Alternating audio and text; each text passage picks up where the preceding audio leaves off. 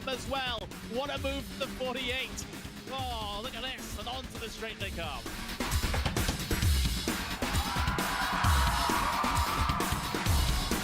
Brilliant move there from the number 40 to make it through. That left-hander sliding up the inside, going up now over Hawthorne Hill, down Pilgrim's Drop, and it's brilliant stuff here at Brands Hatch.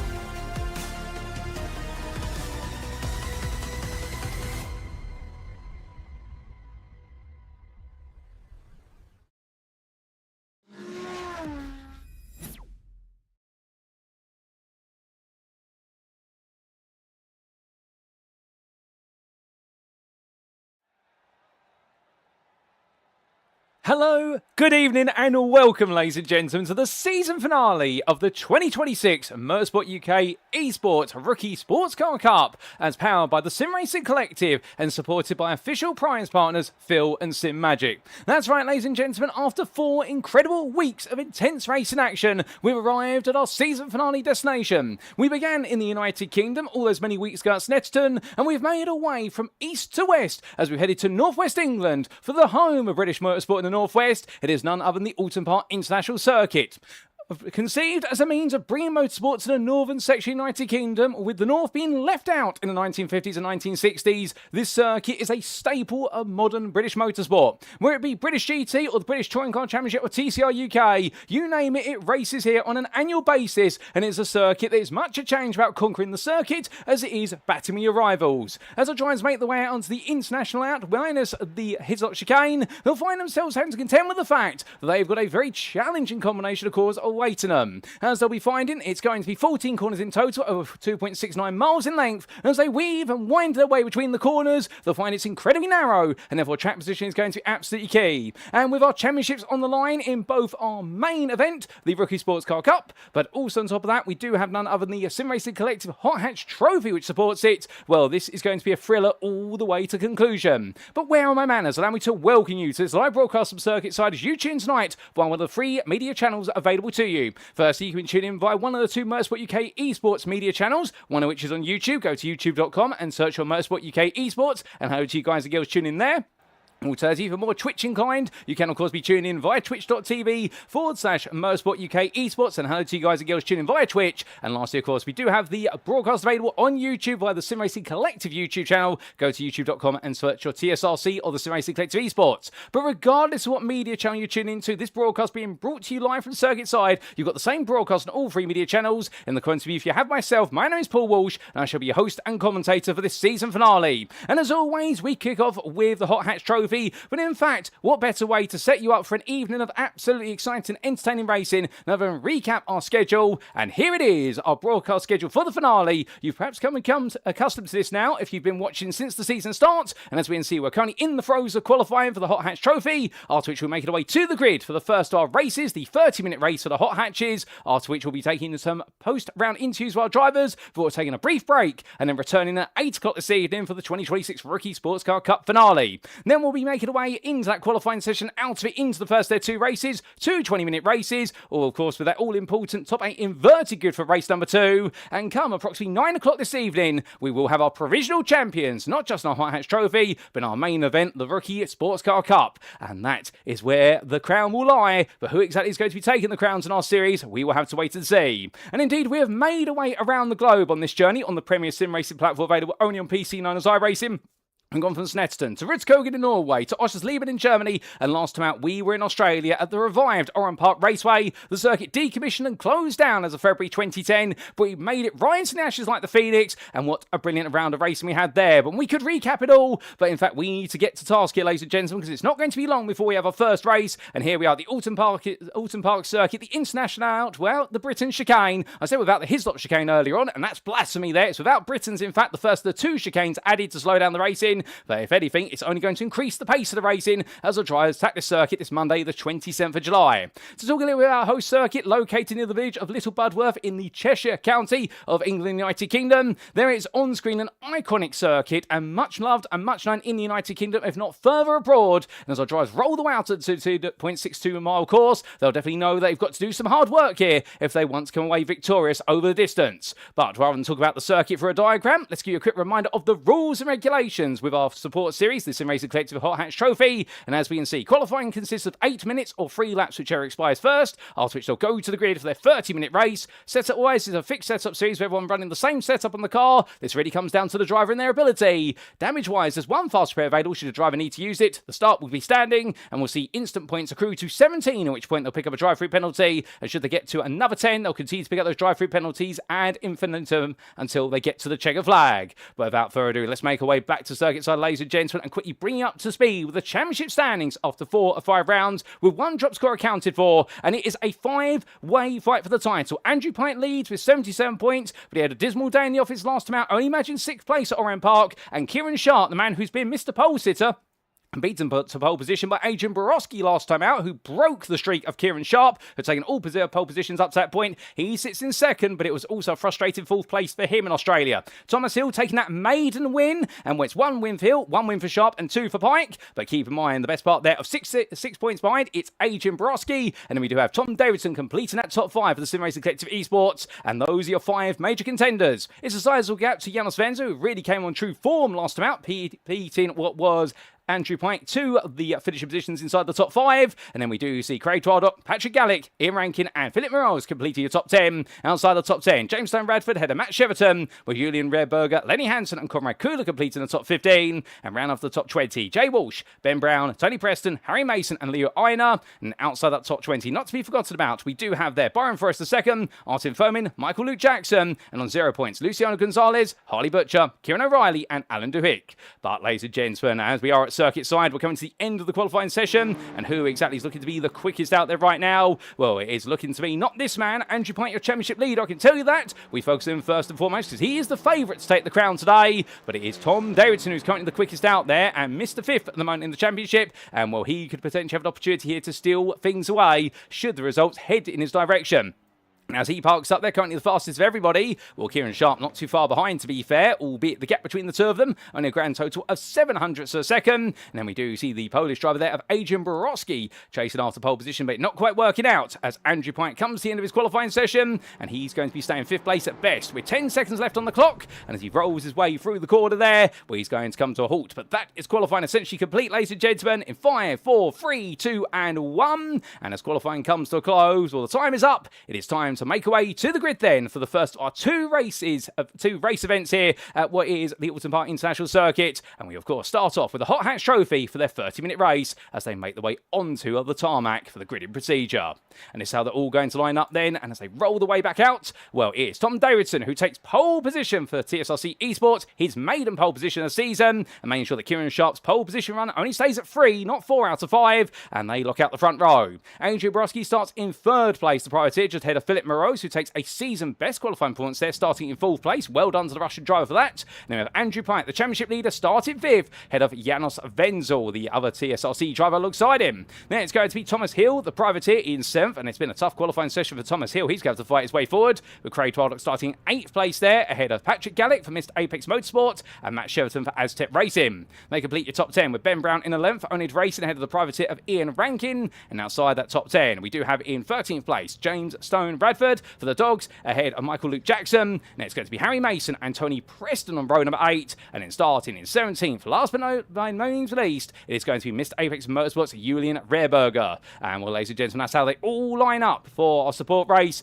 and as they all get themselves set into position, Well, many of you will be asking the question, what exactly is expected to go down here and what exactly can we expect in terms of that championship battle? Well, the quick summary of how this championship works out. Andrew Pike is the leader in the championship by 5 points over Kieran Sharp. Should he take the win, he will be guaranteed your champion. Should Kieran Sharp win the race and Andrew Pike finishes second, then it will come down to who gets the fastest lap and result count back, of which Andrew Pike will win it, and it would be the same if Thomas Hill wins the race and Andrew Pike finishes second. But the grid is set, here come the lights.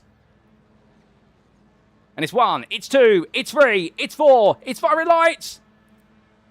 And it's lights out, away we go for the final Hot Hatch Trophy race of the season. And as Tom Davison gets a good start, they're starting uphill, understandably. Kieran Sharp latched onto the back of him immediately. Sharp going for this move, and he was saying to me in the build-up to today, he knows what he's got to do in order to win this championship. And the first and foremost thing is he needs to beat Andrew Pike.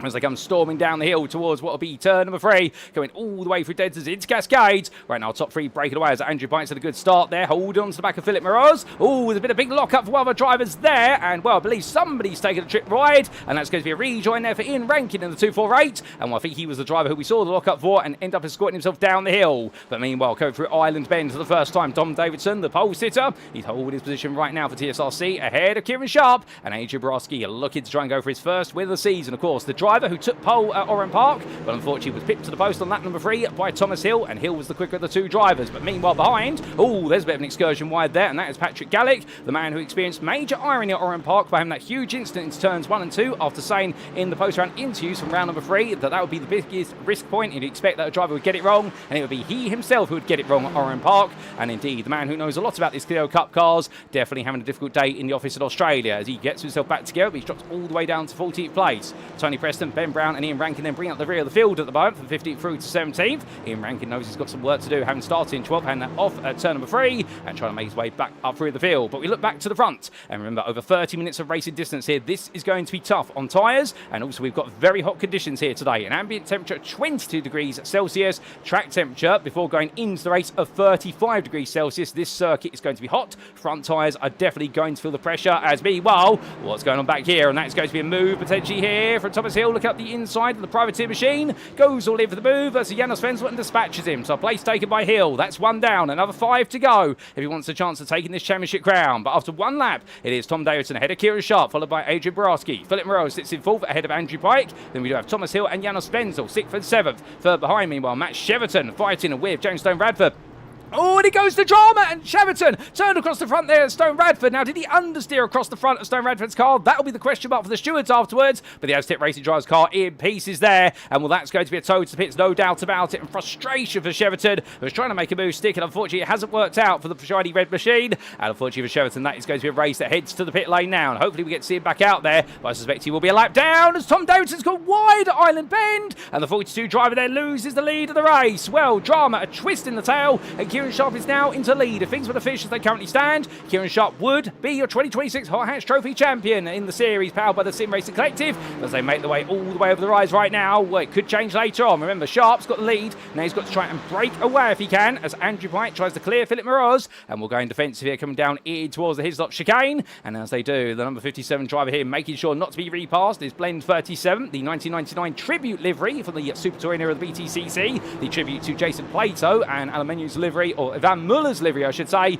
on the Renault car there. But meanwhile, Craig Twardock using a little bit of liberal track limits there and a bit of grass with it in order to try and make his way around the outside of Thomas Hill. And right now, the Napa Racing tribute livery car definitely trying to go on a bit of aggression here is Twardock, and makes that move stick. Thomas Hill tucks back in behind, but not happy about that. You can definitely tell the way Hill came into Druids Bend. They're very eager to try and make a move. But as they come down in towards Lodge Corner, well, right now, Kieran Sharp definitely pulling away a little bit as we do look a little bit further back. And there we can see Patrick Gallick trying to recover some ground, looking up the inside of Harry Mason and making a move on the Dogs machine there, the Dogs Trust car. And well, Gallick now up into 11th place. Lovely move there for the Mr. Apex Motorsport driver. And well, very keen to make that progress as he rolls his way on to the next couple of corners. But as time continues to wear on, we're not even 4 minutes into this race yet. And here comes a move from Patrick Gallick on James Stone Radford, but that's not going to work out there. He is going to be made to wait just a little bit as they roll off the corner. But understandably, more could change a bit later on as they come down through Cascade in towards Dentons this time.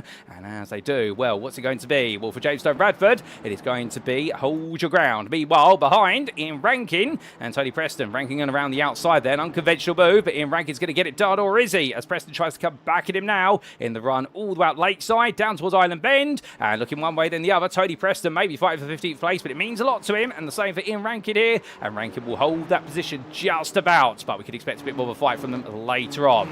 But meanwhile, to your leader as he makes his way past the non-in-use Britain chicane, and as he makes his way over the rise of the hilltop, and down he goes towards the braking zone here for Hislops. Well, you can definitely see Adrian Borowski now trying to turn up the wick a little bit, as is Sharp, but remember the problem that Sharp has is that whilst he's got clear track in front of him, he doesn't have the slipstream on the straights, and that's where the gaps will come down. These Clio Cup cars are not the most aerodynamic in the world, but they do punch a big hole in the air for the car behind them to follow through, and therefore they can pick up the best part of 3 to 4 miles an hour on an extended piece of straight.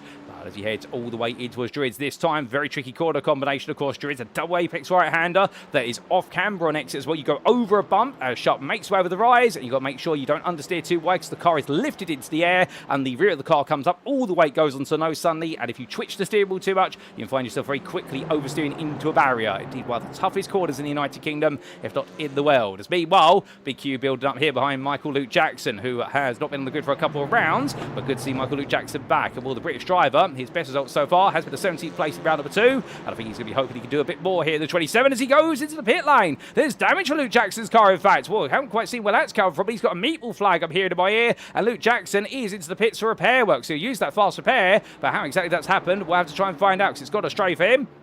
And Stone Bradford, meanwhile, side by side here with Patrick Gallick as they make their way down towards turn number 3, coming in towards Cascades. And as they do, it's going to move on the inside from Patrick Gallick here, trying to take on the second member of the Dogs team. And we can't make it work there. Stone Bradford just holding around the outside. Lovely driving from Stone Bradford. And we can see there, Patrick Gallick wants to go forward. The problem is that Harry Mason says to him, no, you don't. You're between us now. And well, as they come in towards that left-hander of Island Bend this time, we can see a bit of understeer there from Gallick, but it's going to bring it back together. Goes onto the brakes there for Charles Corner. Big lock up there for Harry Mason, and that's going to open up the gap. That will take the pressure off of Gallick quite comfortably, and the Austrian driver now may be able to go on the charge a little bit more as they make the way over the hilltop. But from then, we're back to the front of the field, and Kieran Sharp right now finding that Adrian Borowski is not going to let him go. So Borowski is here for the long haul, as are all of our drivers, and well, as we come towards the end of the opening third of this race, what we are also seeing is that Tom Davidson, he's being dropped a little bit by the top 2, or he has been, but he's still within a second as Andrew Pike continues to close the gap to him. Now, the big question mark will be, how do Davidson and Pike play this? Because understandably, this is a drivers only championship. They are teammates of the TSRC esports community,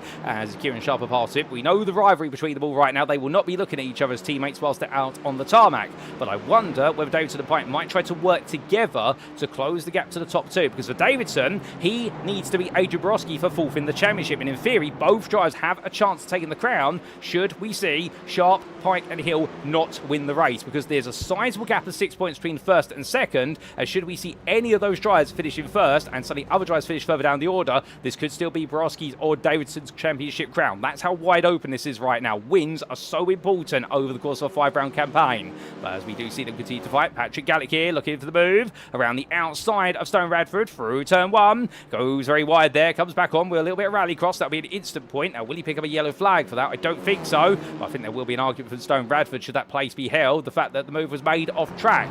Let's wait and see what happens there. Or does Stone Bradford just bite his lip a little bit and sit behind right now and think about the bigger picture? That may be the smarter move here as they make their way onwards. As they charge the way through. If you are tuning in right now and you have got access to the YouTube or the Twitch chat, don't be shy. Feel free to say hi. Let us know how you're doing and what you're excited for, and also let us know who you're cheering on here in the Hot Hatch Trophy. As meanwhile, Philip Moreau here finds himself under pressure with Craig Twaddock and Thomas Hill, and also Jonas Wenzel. And Jonas Wenzel, when he got out the car at Oran Park, was saying he really feels as though he's got back to some of his best driving in the best part of the last 6 years. And well, the German driver right now definitely eager to make a bit of an impression here. Albeit he's got a long conga line of cars to try and pick his way past. But the fact he can still see Kieran Sharp, the leader, only the best part there of what is 5 seconds up the road, that's going to be a very comfortable mental space to be in, knowing the fact he's still in the hunt for potentially the win of this race.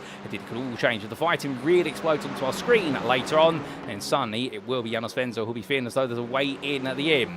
Speaking of which, Philip Moreau's here finding Craig Todd looking for a bit of a cheeky move there, coming through the double right of Druids Bend. Moreau goes a bit wide there, and as he does, well, Todd doesn't need to be asked twice to go for a move. Here they go, too wide under the Warwick Bridge, and as they come into the braking zone here, well, Todd on the inside, Moreau's on the outside, onto the brakes they both go. And I think this is going to be a move from Craig Twaddock successfully executed. And just like that, he gets it done. Lovely move there from Kratardo. And also, Janus Wenzel now trying to go on the attack as Thomas Hill snuck through with Twardok. But Wenzel has now got to find his way around the inside there. Goes all in the 3-1-3. And Philip Morose, with the space of one move being made at Lodge Corner, loses 3 places. Kratardo started it. And that's how it's ended as they make the way down the hill. It was turn number 3. And we do say hello in the YouTube chat there to Jakub Lusnak. And good evening to you, good sir. And happy to see you tuning in. And we'll also say hello there to Samantha McMahon, who is cheering on Thomas Hill. And right now, Thomas Hill still fights his way forward. Chased after Craig Twardok there. This is a tough circuit to be consistent at right now. So do keep in mind that whilst Hill is down in 6th place at the moment, this may not be where he finishes. He may finish further up because later on in this race, we reckon that tyre wear is going to play an increasingly important part. It'll be the most important race of the season, this one. Not just the fact it's the season finale and there's a 5-way fight for the championship, but also the fact we've got such high track temperatures at the moment and those front tyres will be feeding a huge pinch. And should we see any fight at the front of the field, that is where all the battling is going to suddenly erupt as they come down the hill in towards Hislop's once again. Kieran Sharp holding his ground versus Adrian Broski, and there's Tom Dawson and Andrew Pike getting a little bit closer, but Kieran Sharp now feeling the pressure as we ride aboard.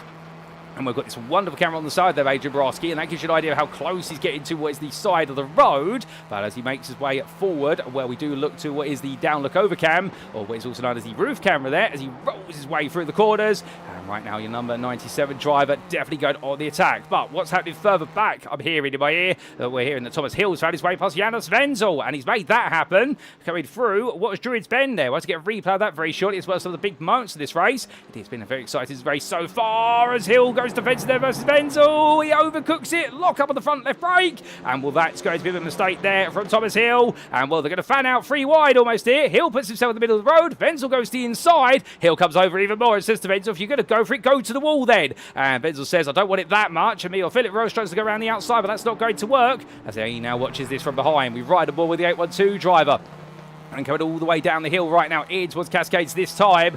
Well, can Philip Rose here potentially thread the needle, as that's a bit of grass there being taken by the rear right tyre of Janus Wenzel's car, and that causes him to slide loose a little bit, but he gets that under control. And well, of course, the thing with front engine front wheel drive machines such as these Clio Cup cars is when you do start to experience a loose rear end, get the throttle down as much as possible, get the front end to understeer, and you'll be able to power through the slide. Whereas of course it's the opposite in rear wheel drive machines such as our Mazda MX-5 you'll see in the Rookie Sportscar Cup a little bit later on in this broadcast. But as our drivers make the way out to Sherrills Bend this time, Janus Wenzel definitely feeling the heat here as Thomas Hill is holding him at bay.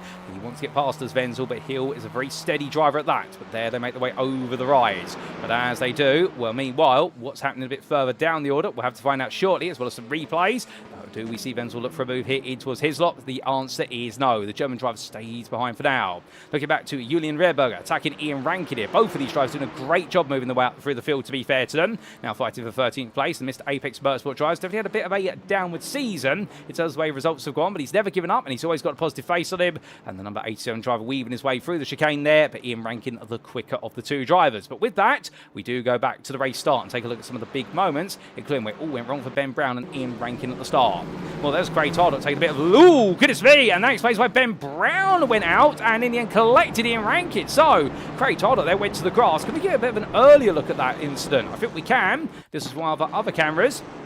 And this was Craig Tardot battling side by side Patrick Gallick, and in the end, Matt Sheraton alongside. Oh, we had contact there, Matt Sheraton. It sent Tardot over, and well, he came back on, clipped Ben Brown. He went to the grass, and unfortunately, both drivers there being caught at each other, and Ian Rankin an innocent party, and will be escorted off the road. So that explains what happened there. Then we did have this moment for none other than Thomas Hill on lap number 1, whereby he made his way through Cascades, and we're trying to chase after what was Janus Wenzel at the time, but got the power down and understeered quite wide there, but kept it on the road. Then we had a bit of drama from Patrick Gallick later on lap number 1. This was Gallick making his way into Sherrills Bend, looked up the inside there of Cheverton, and I don't think Cheverton will have appreciated that, and both drivers escorted each other wide. Patrick Gallick immediately chucked the car out of Sherrills Bend. I think that was to avoid any further incidents.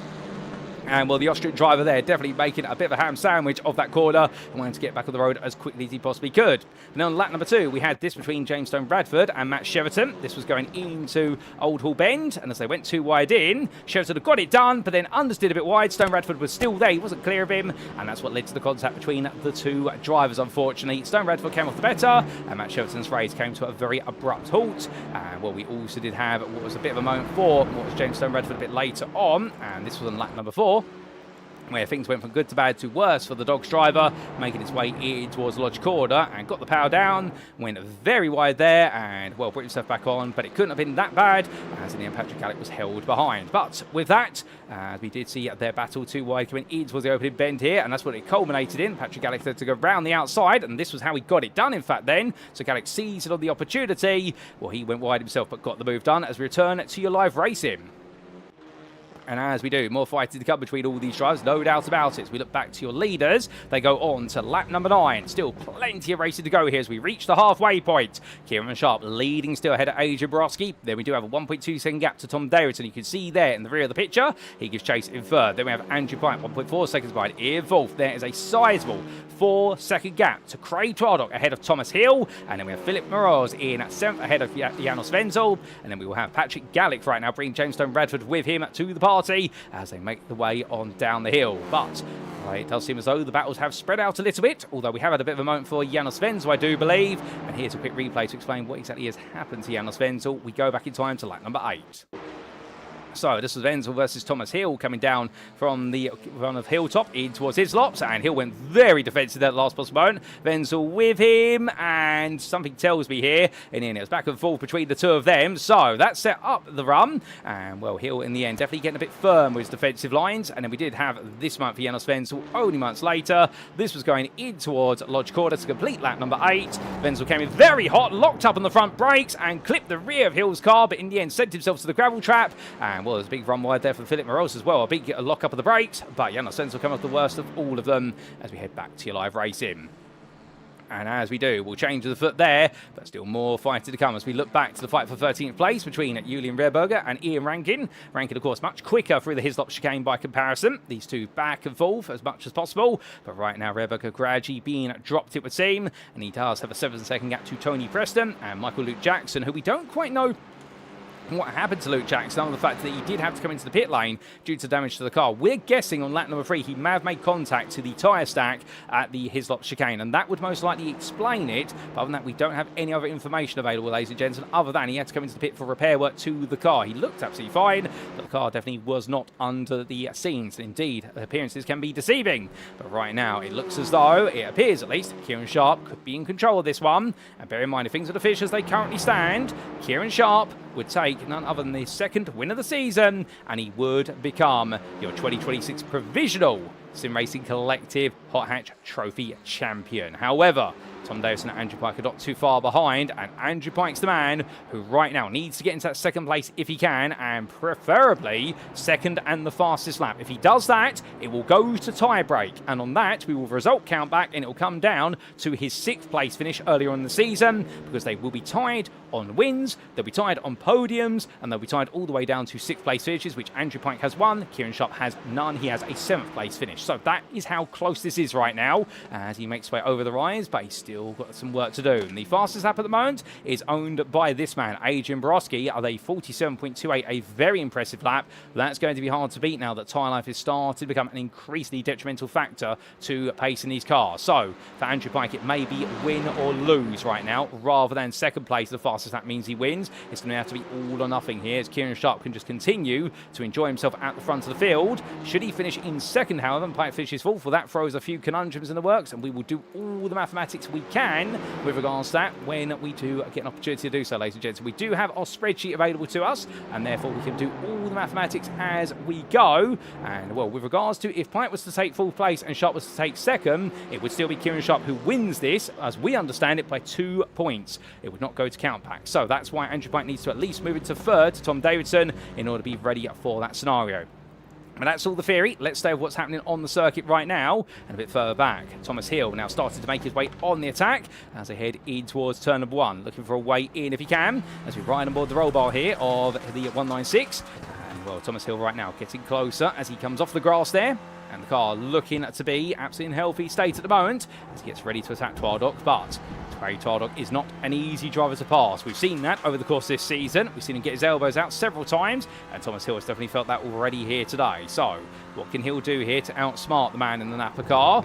Well, the answer is going to be he's going to need to try and do something a bit unconventional. Try to go for a lunge somewhere that Twadok would not expect it, or get some sort of switch back out of the corner, or go Twadok into an error. But the thing with Craig Twadok is, when he makes errors, they're very rare, but they will be very spectacular when they happen, typically. And that's what Hill's got to prey on here, is that he can really goad Twadok into a major error. As he come over the hilltop, you can see the speed they pick up here. In kilometres now in the bottom right corner of your screen, already pushing upwards of 190 kilometres now. That translates into the best part of around about 125 miles an hour as they then break their way into the Hilltop chicane. And Hill getting a lot closer to the back there, Twadok. Concertina effect applying, of course, but the nature of it being he is braking later and trying to apply that pressure. But as we do leave him for a brief moment, we have had a move from James Stone Bradford on Patrick Gallick. He's moved up into 9th place there, passing the Austrian driver. These two have been back and forth for some time. How did he get that move done? Here's a quick replay to explain. And this was coming down over the hilltop, too wide. Stone Bradford on the inside, Gallick on the outside, breaking into his lops here. And well, you can defend it outside to inside. Gallick tried to, but he locked up the front right. And that is what led to him losing out versus Stone Bradford. But great battle in between them as we head back to your live racing. Coming back then, Ben Brown chasing after Harry Mason. So Mason's made up 4 places since the start. He's gone from 15th to 11th. He's still got a bit of time to go. 10 minutes on the clock. And Ben Brown would like a taste of another place if he can. Wipers on there for Ben Brown. No, it's not raining. We promise you that. It's because there's debris coming off the back of the car in front. And well, as he makes his way out of the final quarter with a bit of a mistake of Harry Mason, it's going to be too wide to the line as they now go on to lap number 12 of their race. Who's going to lead the way into turn 1? It is going to be Ben Brown here on the inside on the left in the blue and black machine versus the all red, the Dogs machine, the number 17 Harry Mason, who carries the speed around the outside. Mason is really confident in those outside lines, to be fair to him, and the Dogs driver right now really going all in. He shows he's more bites than bark as he rolls his way down through Cascades, but Ben Brown in the end definitely puts the leash on the move and says, no, I'm taking that, thank you very much, and onwards we go. But as Ian Rankin and Julian Rehrberger start to close up to them, could be a bit of a fight between them later on if this battling continues. We could have a 4-way fight essentially for the best of rest spot in 11th place. They'll be having fun in doing so. But as we look back to Craig Twadok, and Thomas Hill and Philip Moraz, they make the way over the hill. Well, Craig Twadok right now, the number 200 driver, still finding Hill there. Philip Moraz staying close with him. And, well, the Russian driver right now, after starting in 4th place for season best qualifying performance, now finding slipping back, and, well, still got some work to do. But can he make his way back into the top 5 before this is done? He needs to pass both drivers in front of him. This is not going to be an easy task for him as he makes his way on through. But heading up the rise, and 9 minutes still left on the clock. The number of laps remaining, our average lap time here has been in the region of 1 minute 47 to 1 minute 48. So doing some quick mathematics, we likely have what is this lap that's about to end and another 4 to go. And well, that's not the best of runs there for Twadok coming out of Druids Bend. Thomas Hill puts the pressure on here. Twadok goes very defensive to the inside.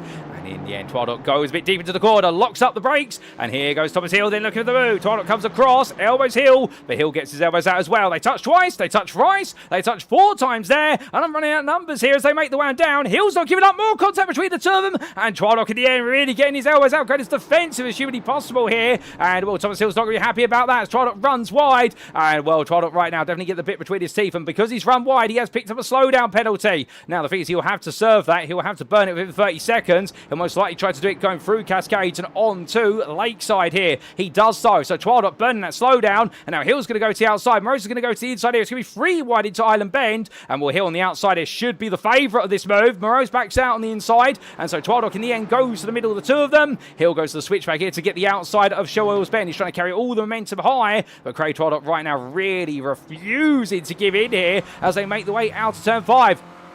Absolutely on the limit race there. I definitely think that got a little bit contentious between the two of them going down the start for this straight, and there will be some question marks there as to how vicious the battling was between them. Of course, these Clear Cup cars, they can make contact. We're not encouraging drivers to make contact. We expect there will be some contact, as is the nature of front engine front wheel drive racing. You see it in TCR UK, you'll see it of course in all the sports series in real life, including the mini challenge, and well, you'll of course see it here today in these Clear Cup cars, but that may have gone beyond the limit of what is acceptable contact between the two drivers, and the should maybe taking a look at that one afterwards. But Thomas Hill right now, all we can do is get his head down and try to find another way to get Craig Twadok to make a mistake. He's already made 1 error, and well, now that he knows he can make errors, well, therefore Twadok having to go even more defensive here as Hill looks the inside into Druids Bend, but Twadok just simply shuts the door in his face and says, no, that's not happening, but he goes wide out the corner as a result, and here comes Philip Moraz, looking one way than the other.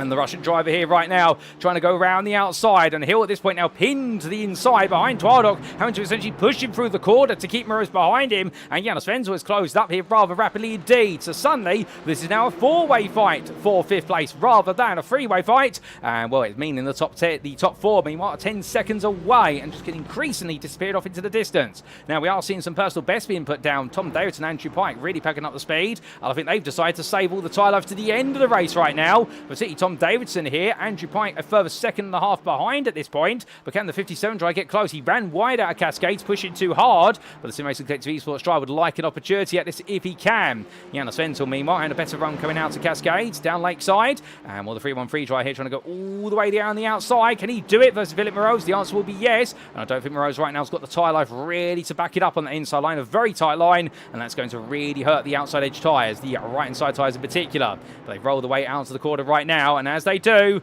well, Janos Wenzel on the 313. Definitely doing everything he can at the moment to try and go on the attack. But right now, the SimRacing Collective Esports driver from Germany, 9 has more hard work to be done. As after he takes 7th place, next up is Thomas Hill, and he still wants a top 5 finish if he can take one. But not forgetting about what's going on further back. We do have Ben Brown chasing after Ian Rankin for 11th place. Harry Mason and Julian Rehberg have fallen back a little bit. So therefore it does seem as though what was a burgeoning quartet for a battle is now actually a duo who are trying to get closer to each other. Particularly Ben Brown would like that place. But Harry Mason isn't going to give up, and neither is Julian Rehberger. Unfortunately from this race we have lost Matt Sheraton after he made a second trip to the pit lane with more damage to the car. Michael Luke Jackson meanwhile is in the pits for the second time, I do believe, due to damage to the car. And so we have gone from 17 starters to potentially what is 16 runners. It may only be in fact 15 runners now, so I'm having confirmation in my ear that Luke Jackson is out of the race. They've retired the car, so unfortunate end to the season for him. But 5 minutes to go, and Kieran Sharp right now leading as he makes his way onto this 15th tour of the circuit. And as things currently stand, should Kieran Sharp take the win, he will be your provisional champion. We've done the mathematics. We are 100% confident this is right, and he would be your champion on 102 points to the 94 of Andrew Pike, running in that 4th place at the moment. But again, that's the theory. What will the reality be as Patrick Galaxy's the pits with damage to the car? So the missed Apex Motorsport driver, hell, that's going to be a sad end to the season for him. He takes his fast repair, and it's all gone wrong for Patrick Gallagher. Indeed, the second half of the season really has not been a half to shout home about, as there's Andrew Pike right now, I think, struggling for tyre life a little bit. Perhaps he's now starting to hit the cliff of what's possible. Who's going to fall off the cliff then? Well, AJ Borowski. He's now finding the pressure from Tom Davidson. And Davidson is going to have a shot at this. Remember, he wants to try and steal back what would be 4th, if not 3rd in the championship here as they head on through. Indeed, right now, Adrian Borowski, if he was to take that second plus the fastest lap, he would finish none other than 3rd in the championship. He would just pip Hill by 4 seconds at the end. So there's so much on the line here with the back and forth between these drivers. It would complete what's been a brilliant second half of the season for Adrian Borowski to finish in 3rd place, given the fact the first half of the season was not the greatest, but since the midpoint, he has really trended upwards. But again, that's all the theory. We're looking at what happens practically on the circuit right now in reality as they come out to Druids, and Will Davidson gets a bit closer this time. We ride on board with the 42 driver as he gets ready to battle his way in towards the right-hander, turn number 14. Is it going to work out here? The answer is no. And instead, Davidson made to wait a little bit longer as he clears Lodge and goes through Deer Leap. Well, right now he'll feel as though, as many of his friends would say, he would be a bit of a ledge or a legend in British slang if he was able to make this move happen to Borowski. But it's going to be one thing to think about it, it's another thing to be able to make it a reality. But here comes the run. Davidson gets a better run through Old Hall Corner, looking to the inside into Denton's, and this will give him the outside of Cascades. So it'll be a duel on the brakes here. Here they go for 2nd place. Davidson all the way around the outside here. So Borowski in the end will roll a little bit deep on the corner. Oh, will he? No, he doesn't. And in fact, there Borowski absolutely nails that perfectly, and Davidson was waiting for the switchback. It never truly came. So into the draft he goes, looks out once, and trying to sight up Island Bend. But right now, Adrian Borowski, whatever's happening with Kieran Sharp, well, meanwhile, Adrian Borowski is definitely going to make sure he finishes 2nd today at the least. As they come out of Shoals Bend, well, this is the penultimate lap of the race. We'll have one more to go after this one. And right now, you can see that Borowski and Davidson so entwined with each other. And well, a little bit further back, we still do have Hill, Wenzel, and Morris all chasing after Craig Twardok. We'll take a look at that very shortly as Davidson getting ready to take a look into his laps here, but too far back, just does not want to risk it. Next time around, he will most likely risk it, given it's the final lap of the season.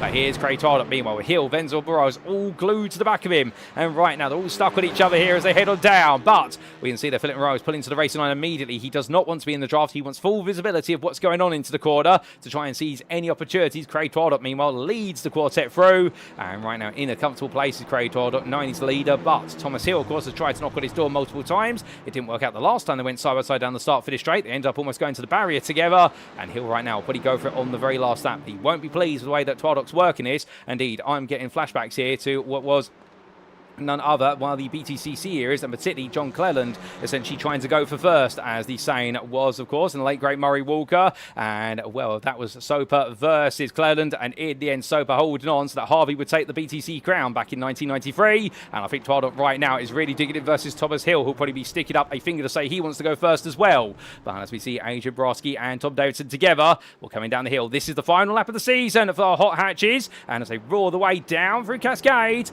Kieran Sharp right now one lap away from a destiny he's been chasing, and that is the championship crown provisionally. As Andrew Pike, I wouldn't want to say he's thrown in the towel necessarily, but I think the tyres are thrown in the towel, and the 57 driver here may be looking just to settle for fourth and wait to see if any drama happens. But meanwhile, Twardock, Hill and Janos Wenzel, Philip Moreau's a bit further back. Both of them have held them back quite a bit, in fact. Oh, hold up a second. What's happened there? Tom Davidson's got it wrong into Shell Oils, and Andrew Pike moves up into third place. So, change the foot. And, well, can we get a quick replay of that? I think we can.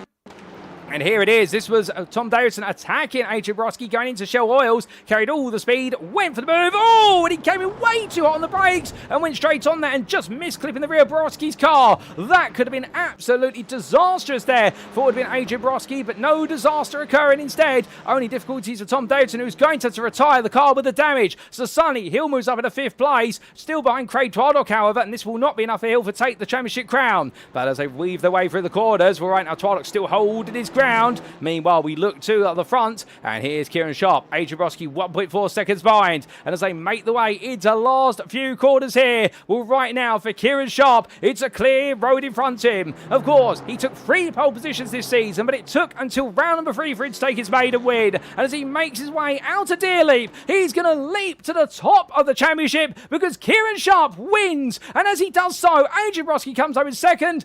Andrew Pike is third. That makes Sharp your provisional 2026 champion. And Craig Twardock versus Thomas Hill. Who's going to be the first off of the podium? Well, Craig Twardock right now is like the best of runs, and Hill's going to try and go around the outside, but it's not going to work. And Craig Twardock will take fourth ahead of Thomas Hill. Janos Wenzel in 6th place ahead of Philip Moreau's. And then we have to wait 8 seconds to get to James Stone Bradford, who comes on through for one of his best performances of the season in 8th place. Then it is going to be a wounded Tom Davidson, who makes his way to the line with less front bumper and front end on that Clio than I like to imagine.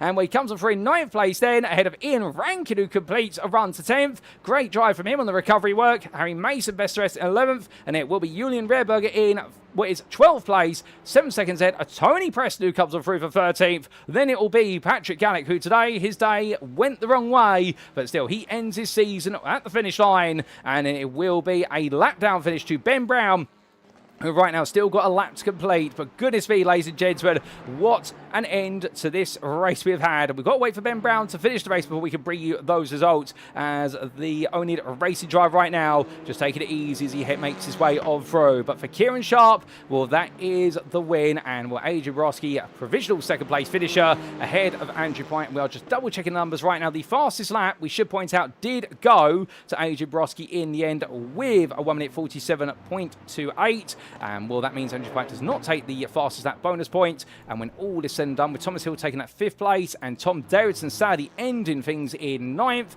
well, with all the drop scores accounted for, it would put Kieran Sharp on 102 points to 97 of Andrew Pike. And well, that will be the crown for Kieran Sharp provisionally, as Ben Brown, meanwhile, makes his way on around still. The last man to finish his season on the road. Here he comes, ladies and gentlemen. Let's give him a little round of applause. He makes his way around, and as he does so, we also say hello to Carbis 3 there, who says congratulations to all those involved, and what an end, and indeed what a dramatic ending to the race. And sadly, it all went wrong for Tom Davidson right at the end with that huge lockup into Shoals. And well, if Adrian Broski had been contacted by that, Andrew Pike would have needed to have got the fastest lap to take the crown from Kieran Sharp. It would have come down to literally a point, but it wasn't to be that way as Ben Brown finishes his race, finishing a lap down there in 50th place. But good to see him get to finish. In fact, not a lap down there, we can confirm. He is on the lead lap, but so far back, the fact it was listed as a lap down initially on our timing tout on our timing screen, so apologies for that. But the Owners Racing Drive will finish on the lead lap in 15th as we do look to the scenic view and with it to your race results, subject to any stewards' inquiries.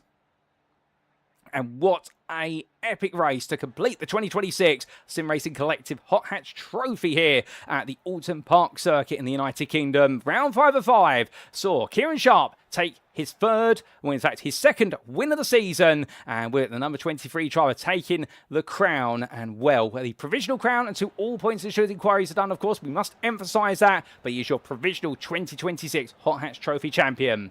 Adrian Broski, second there, and well, second place once again. 2 second places, not a win this season, but still pushing at Kieran Sharp every step of the way, and Andrew Pike completes that podium there, and will be your run-up for the championship season. After coming into this round on top for that third place, the Sharps win, it's not going to be enough for Pike to be able to seal the deal. Craig Todd up there put up the most stoic defence possible versus Thomas Hill, holding on to that fourth place, and Hill, understandably, will be fuming at the fact he had to try and batter down a wall that would never come down in the end, although the two of them did get very familiar with each other, and that might be under scrutiny from the stewards, but beyond that, unfortunately for Thomas Hill, not the way he wanted it to end, but it will mean that Thomas Hill is going to be in your fourth place finish in the championship provisionally, given that Adrian Broski, taking that second place and the fastest lap, will jump ahead of him to third. However, that is provisional. Janos Wenzel, sixth then, ahead of Philip Moroz, fighting hard. Janos Wenzel moving forward in the second half of the season, really enjoying his racing, and Philip Moroz, after a season-best qualifying performance, only managed seventh, but again, a great result for the Russian driver, given how far he's come since the start.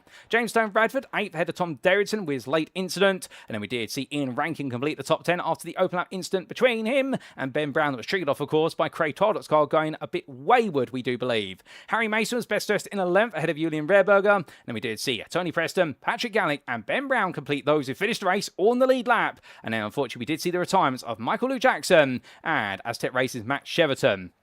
But what a race, ladies and gents. Indeed, a phenomenal race between all our drivers. And as our circuit goes silent, well, we're going to go silent for only a couple of minutes, but we'll be back very soon for some post-round interviews of our drivers in the Hot Hatch Trophy Series.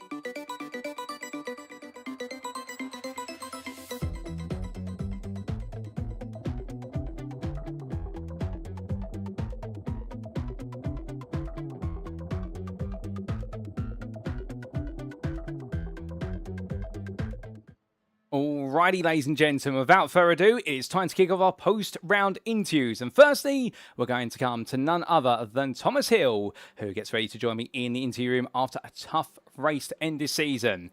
Thomas, good evening to you. What a tough race for yourself. I mean, it was all tied to yourself and Craig Toddock in the end, but a way to end the season with plenty of battling. Yeah, I mean, it's close racing. There was a lot of contact, although it'd be not the worst thing. But yeah, I mean, it was a hard race. Well done to the championship winner, of course. It was a good fight for the championship, but we'll see where it takes us in the future.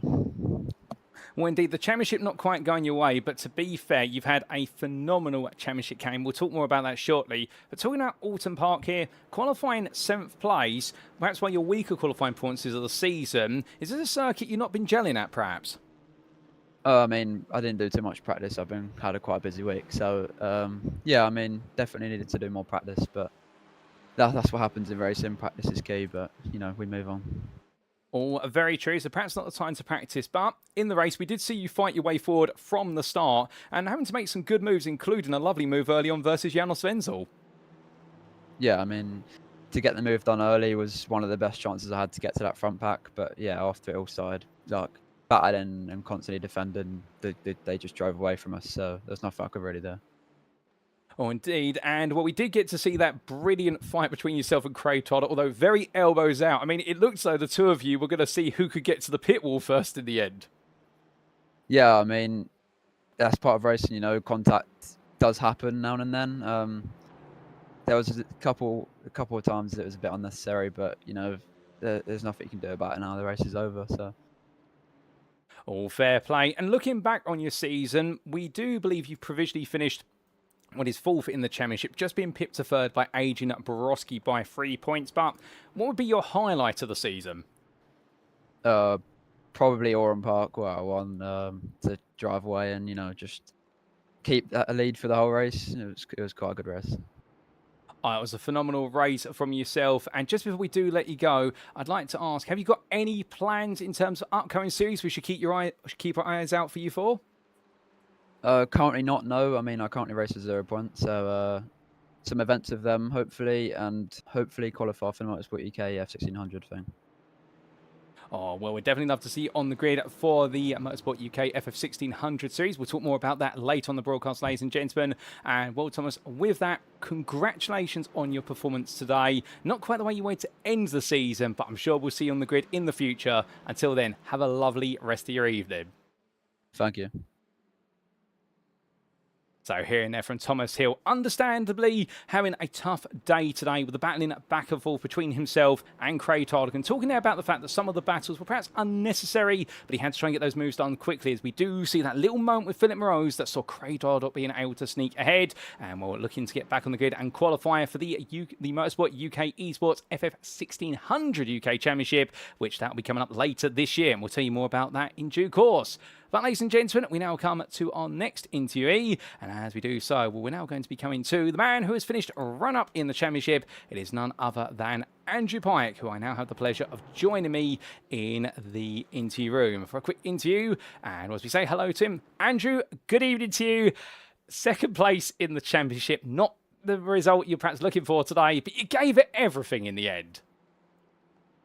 Yeah, I mean, not what I was looking for, no, but at the same time, when you look at the pace and who deserves what, Sharpie was miles off out in front. I never really got to grips with that today.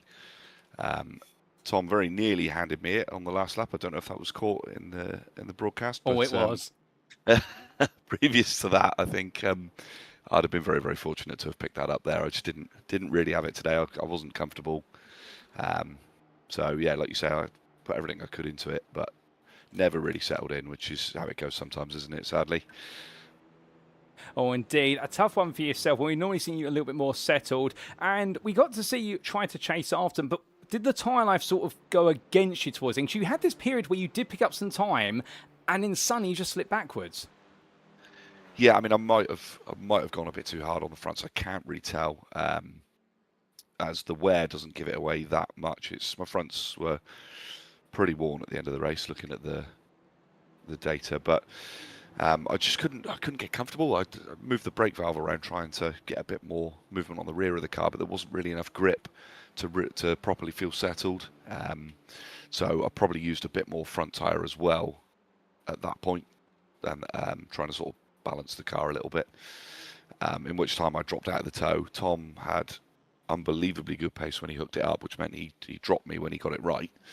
I just had to hope that him and Adrian would fight. Once Adrian dropped off the back of Sharpie, I had to hope that those two would fight and let me catch up. But even when he was looking for moves, I still couldn't really make any inroads there. Just didn't quite have it. But as I said, it's just how it goes sometimes, isn't it? It was good fun. Oh, indeed. And that's what it's all about, having good fun. And looking ahead to the future now, run up in this championship, can we expect to see you on an upcoming grid perhaps? Or what should we watch out for you for in the future?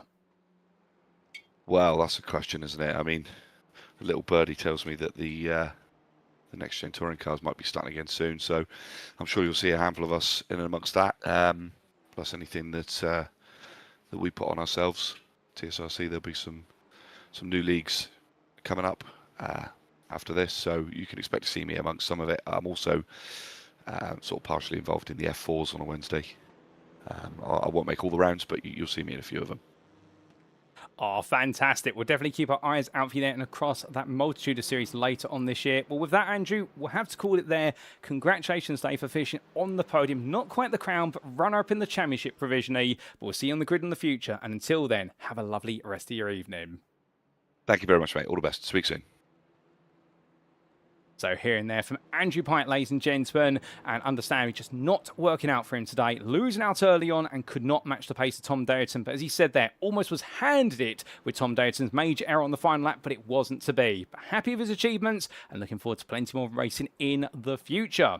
Now, we'll give you a quick recap firstly of who we have spoken to with regards to our interviews, ladies and gentlemen, because we have had two conversations, one with Thomas Hill and one with Andrew Pike, and we're great to speak to both of them there. Commiserations to them both for missing out on the championship crown, given the fact they've just fallen that little bit short as of this season finale. And, well, to fill you in with regards to our championship, well, here are the provisional standings, ladies and gentlemen, after a grand total of what is none other than 5 of 5 rounds with drop scores applied. And as we can see, as we look all the way back up to the top, Kieran Sharp has provisionally taken the Hot Hatch Trophy for 2026, as brought to you by the Sim Racing Collective, by 5 points ahead of Andrew Pike. Adrian Brasky sneaking his way into third just at the Thomas Hill on 90 to 87, and Tom Davidson completing that top 5 there, and that brilliant 5-way fight for the championship crown, with Craig Twardock, Janos Fenzel, Ian Rankin, Philip Morales and Patrick Gallick completing the top 10.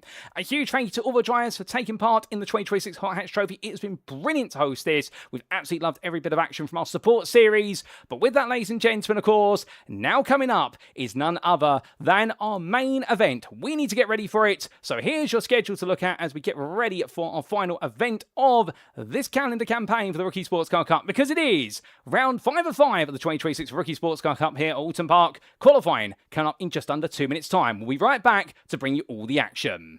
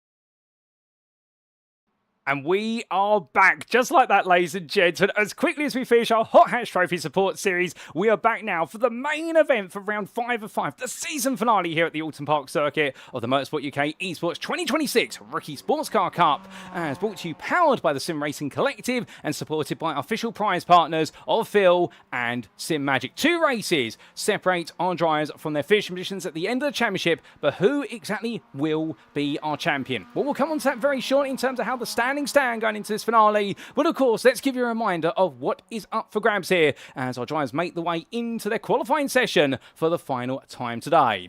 In terms of those prizes put on by official prize partners of Simagic and FINALE, well, for our winner, of course, it is the absolutely highly coveted Simagic Zeus Sport Wheel, including the Magic Dash, plus a pair of FINALE gloves. Now, the FINALE gloves, of course, everyone absolutely loves them. Brilliant materials made out of, indeed very comfortable when you're gripping the sim racing steering wheel, and whether it's for a short sprint or full-on endurance race, you couldn't ask for a better set of gloves to make you feel comfortable behind the wheel for the longest possible time that you do need to go racing. And some of the finest materials out there they're made from. But what about the Simagic Zeus Sport Wheel, including that Magic Dash? Well, to tell you a little bit about that, indeed, this is the ultimate prize. It's just been added to the Zeus lineup at Simagic. It is the perfect choice of road racing or rally, offering a dual suede and stitched leather design. First place takes home the Zeus Sport, coupled with Simagic's new Magic Dash, a touchscreen that mounts to the wheel or wheelbase with full support for SimHub, and enables you as a driver to get key data whilst you race at a glance, like lap deltas, fuel, all without taking your eyes far from the road. As for the runner-up prize, our second place finisher will be taking home the Simagic GT Neo wheel plus a pair of FINALE gloves. And talk a little bit about the GT Neo wheel, where it's the most popular wheel at Simagic for a reason, as it delivers that pro-level feel racers want. 4 RGB lighting, thumb encoders, and silent shifters were double clutch included as standard, all at a price on the market that punches well above its weight. But don't overlook the third place prize either, and this is something that a lot of drivers will be pushing for as well, and that is, of course, the pedals. The P700 pedals from Simagic that give you pro-level adjustability, well, 150kg load cell brake included as standard, and easily expandable via Simagic's best-selling haptic reactors, great for being an ABS or traction control. The P700 pedals offer fine-tuning you'd expect from rigs costing far more. And that's our prizes for our top 3 finishers, but remember, there is also a raffle prize up for grabs. One driver selected at random from all the drivers who compete in all 5 rounds will be taking home a set of FINALE gloves. So plenty of prizes up for grabs. And indeed, even if our drivers aren't going to be taking home whereas any of the top 3 prizes, they'll still be chasing after those gloves there, and a very valuable pair of gloves at that to make you feel very comfortable behind the sim racing steering wheel. But a huge thank you to our prize partners for putting forward these prizes, Simagic and FINALE. And let's give you a quick reminder of the rules then before we go to the circuit for the qualifying session that's in progress for our rookies.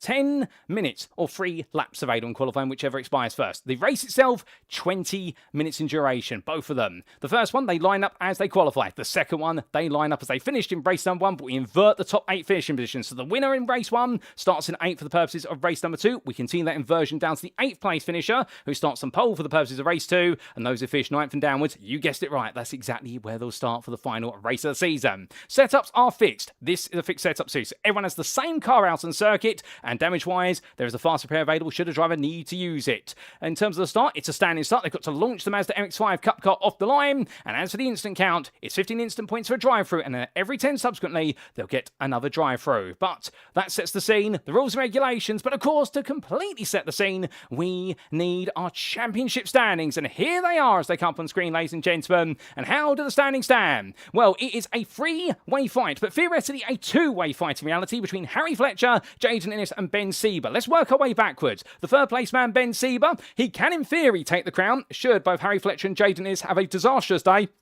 And they require Harry Fletcher to score barely any points, if any at all, and it would require Jaden Innes to have his worst round of the season. So in reality, it is between Harry Fletcher and Jaden Innes, with the EFR with Rotor Racing Driver in control. And if he scores 43 or more points, he will be champion, Fletcher. We announced it incorrectly on the broadcast last time out as your provisional champion. We do apologise for that. And indeed, that was a mistake on a spreadsheet, but we have fixed all our spreadsheets up, and we can tell you 43 or more points. He could do it in race number 1. Should he take the victory, Harry Fletcher would be your champion. But Jaden Innes, is still pushing hard. But then the big question is, who will be second? Will it be Jaden Ist? Ben Siebert could, in theory, Connor Spruce steal it away, which is likely to be between Innes and Siebert. But never rule out Spruce. He'll be definitely chasing down that third place in the championship. But Max Moronarel has a chance to make his way into third, should Ben Siebert drop the ball. And Finlay Secker and Gabriel Ducha also, in theory, could take away that third place. However, they would need results to strongly go their way. So they complete was the run to 7th place. Behind the Brazilian, it's Mark Martin, the man who had his best results of the season last time out. And then we do see James Rogers and Kelvin Woodhead completing the top 10. And Woodhead always looking bright, no doubt about it, and up for a fight to try and make sure he makes his way into that top 10 spot right at the end of the season, because he is 31 points behind their 9th place man, James Rogers, but in turns, he is only 6 points ahead of Richard Revins, who's coming on strong for Rev Racing. Thomas Stephen, Kira Boylan, Kurt Fawcett, and Anton Gabrowski complete your top 15, with Kurt Fawcett definitely on less points than he expected to achieve this season, but he's still keeping his smiles and trying to push forward as much as he possibly can there in 14th. And then we do have John Shorter, a fan favourite out there. I know there's a few of you cheering on John Shorter, or Mr. JS22, as you also refer to him, and he's in 16th ahead of Richie Holder, Craig McCracken, Harry North, and Lee Verrutley completing the top 20. Bear in mind, Harry North and Lee Verrutley have 0 points, and it's also 0 points there for a couple other drivers, including Beavis Lau, Matthew Shade, Lee Barry Allen, and Dave Young. But that's how the standings stand, ladies and gentlemen, going into this season finale. There are no drop scores here in the Rookie Sportscar Cup. Every point counts, and what exactly counts right now when it comes to qualifying? Well, how about this? As well, our second qualifying lap's the majority of drivers, and Finlay Secker right now is looking to be a 10th quicker than Harry Fletcher. It's looking tight, and well, every lap matters in qualifying, because we saw in our Hot Hatch Trophy just how tough it is to overtake around here at Oulton Park, and it's not going to be made any easier in these Mazda MX-5 Cup cars. Now, in real life, they do visit Oulton Park as part of the Motorsport Vision Racing on the MSVR MX-5 Cup Championship, and well, that's what we're replicating here as the drivers make the way around. And right now, as Finlay Secker tries to improve his time, he finds an extra half a tenth out there. Now a 47.99. But what about Harry Fletcher? Well, as he makes way onwards, the West Ham livery driver for EFR with Rotor Racing, he's currently second fastest. But look at John Shorter, meanwhile. Is he on course for perhaps his best qualifying points of the season right now? I would say so. I think you'd all agree with me, because this is looking very impressive from him as he makes his way on through the corners right now, coming down through Cascades and right up there in third place. But it won't be impressive. He goes that wide, and that will invalidate his final lap. And for John, unfortunately, he won't be going any quicker in qualifying now. He's invalidated that lap, and he can't get that one back. They only get 3 available, and should they invalidate it, that is it. But as our driver makes his way onwards, Connor Spruce there as well, in a 4th place. He's looking quite impressive, but understandably, he definitely wants a little bit more there to get close to the Shorter. He is currently 4 tenths behind. But it's so tight between our top 3, only 2 tenths separating them. And as Harry Fletcher makes his way into the final quarter, well, it's only fair that we allow our championship leader to give us an on-board lap, ladies and gentlemen, to set us up. So let's jump on board with him as he flies around the Oulton Park circuit. So on his way down towards turn number 1, and as he does so, looks to his left as he's just gone provisional pole, breaking his way through the opening corner there of none other than Old Hall. But as he makes way out there, keeping 2 wheels in the white lines just about, now coming down through Dentons and in towards Cascades, blind summit, and onto the brakes there, just as he goes over the bump in the road, and will drags the car through Cascades, that long sweep and left-hander. From off camber, it's now onto the flat as he makes his way past Lakeside, the lake on your left-hand side, which is where it takes its name from, past the Island Hairpin, and then in towards what will be Island Bend, the sweeping left-hander, which is all about lift off the throttle and balance the car on it. Now into a Shell Oils, braking there for turn number 5, braking about 130 metres from corner apex, hit the camber of the corner and abuse the throttle pedal there and the camber of the road as much as you dare, as he now makes his way in towards the curvature of turn number 6. Of course, we're not running the Britain chicane, so therefore he goes straight on at this point. Obviously, he would be on the brakes nice and early there, and that means that our drivers have the opportunity to slipstream their way past each other over the hilltop, the highest point of the circuit on the back end, and now down he comes in towards the Hislop chicane. Looks to his left-hand side, braking out the 100-metre wall, coming all the way down to the second gear, making sure not to touch the tyre barriers. They don't pull any punches, as he makes way from right into left in towards Knickerbrook Corner, the corner named after a pair of ladies' undergarments that were found there when Buster Brown decided to try and demolish the tree to expand the circuit a few decades ago. Well, he now makes his way over the rise, through Clay Hill, and in towards Water Tower, from left into right. Well, right now, he won't be thinking about undergarments Fletcher, he'll be thinking about his braking zone here, making his way through Druids Bend. Now's the first apex. Now, no, he doesn't now. The second apex out, understeer's a bit wide, but then again, Druids can throw the car out there. It's about how you control the car that makes the difference. And now coming in towards that braking zone for Lodge Corner, the final major corner of the circuit, turn 13, comes through in second gear, gets on the throttle as early as he possibly can, now through Deer Loop to complete the lap. What's it going to be for Fletcher here as he makes his way towards the line? Has he got the time lined up? He has gone purple in the opening sector, and the answer is going to be...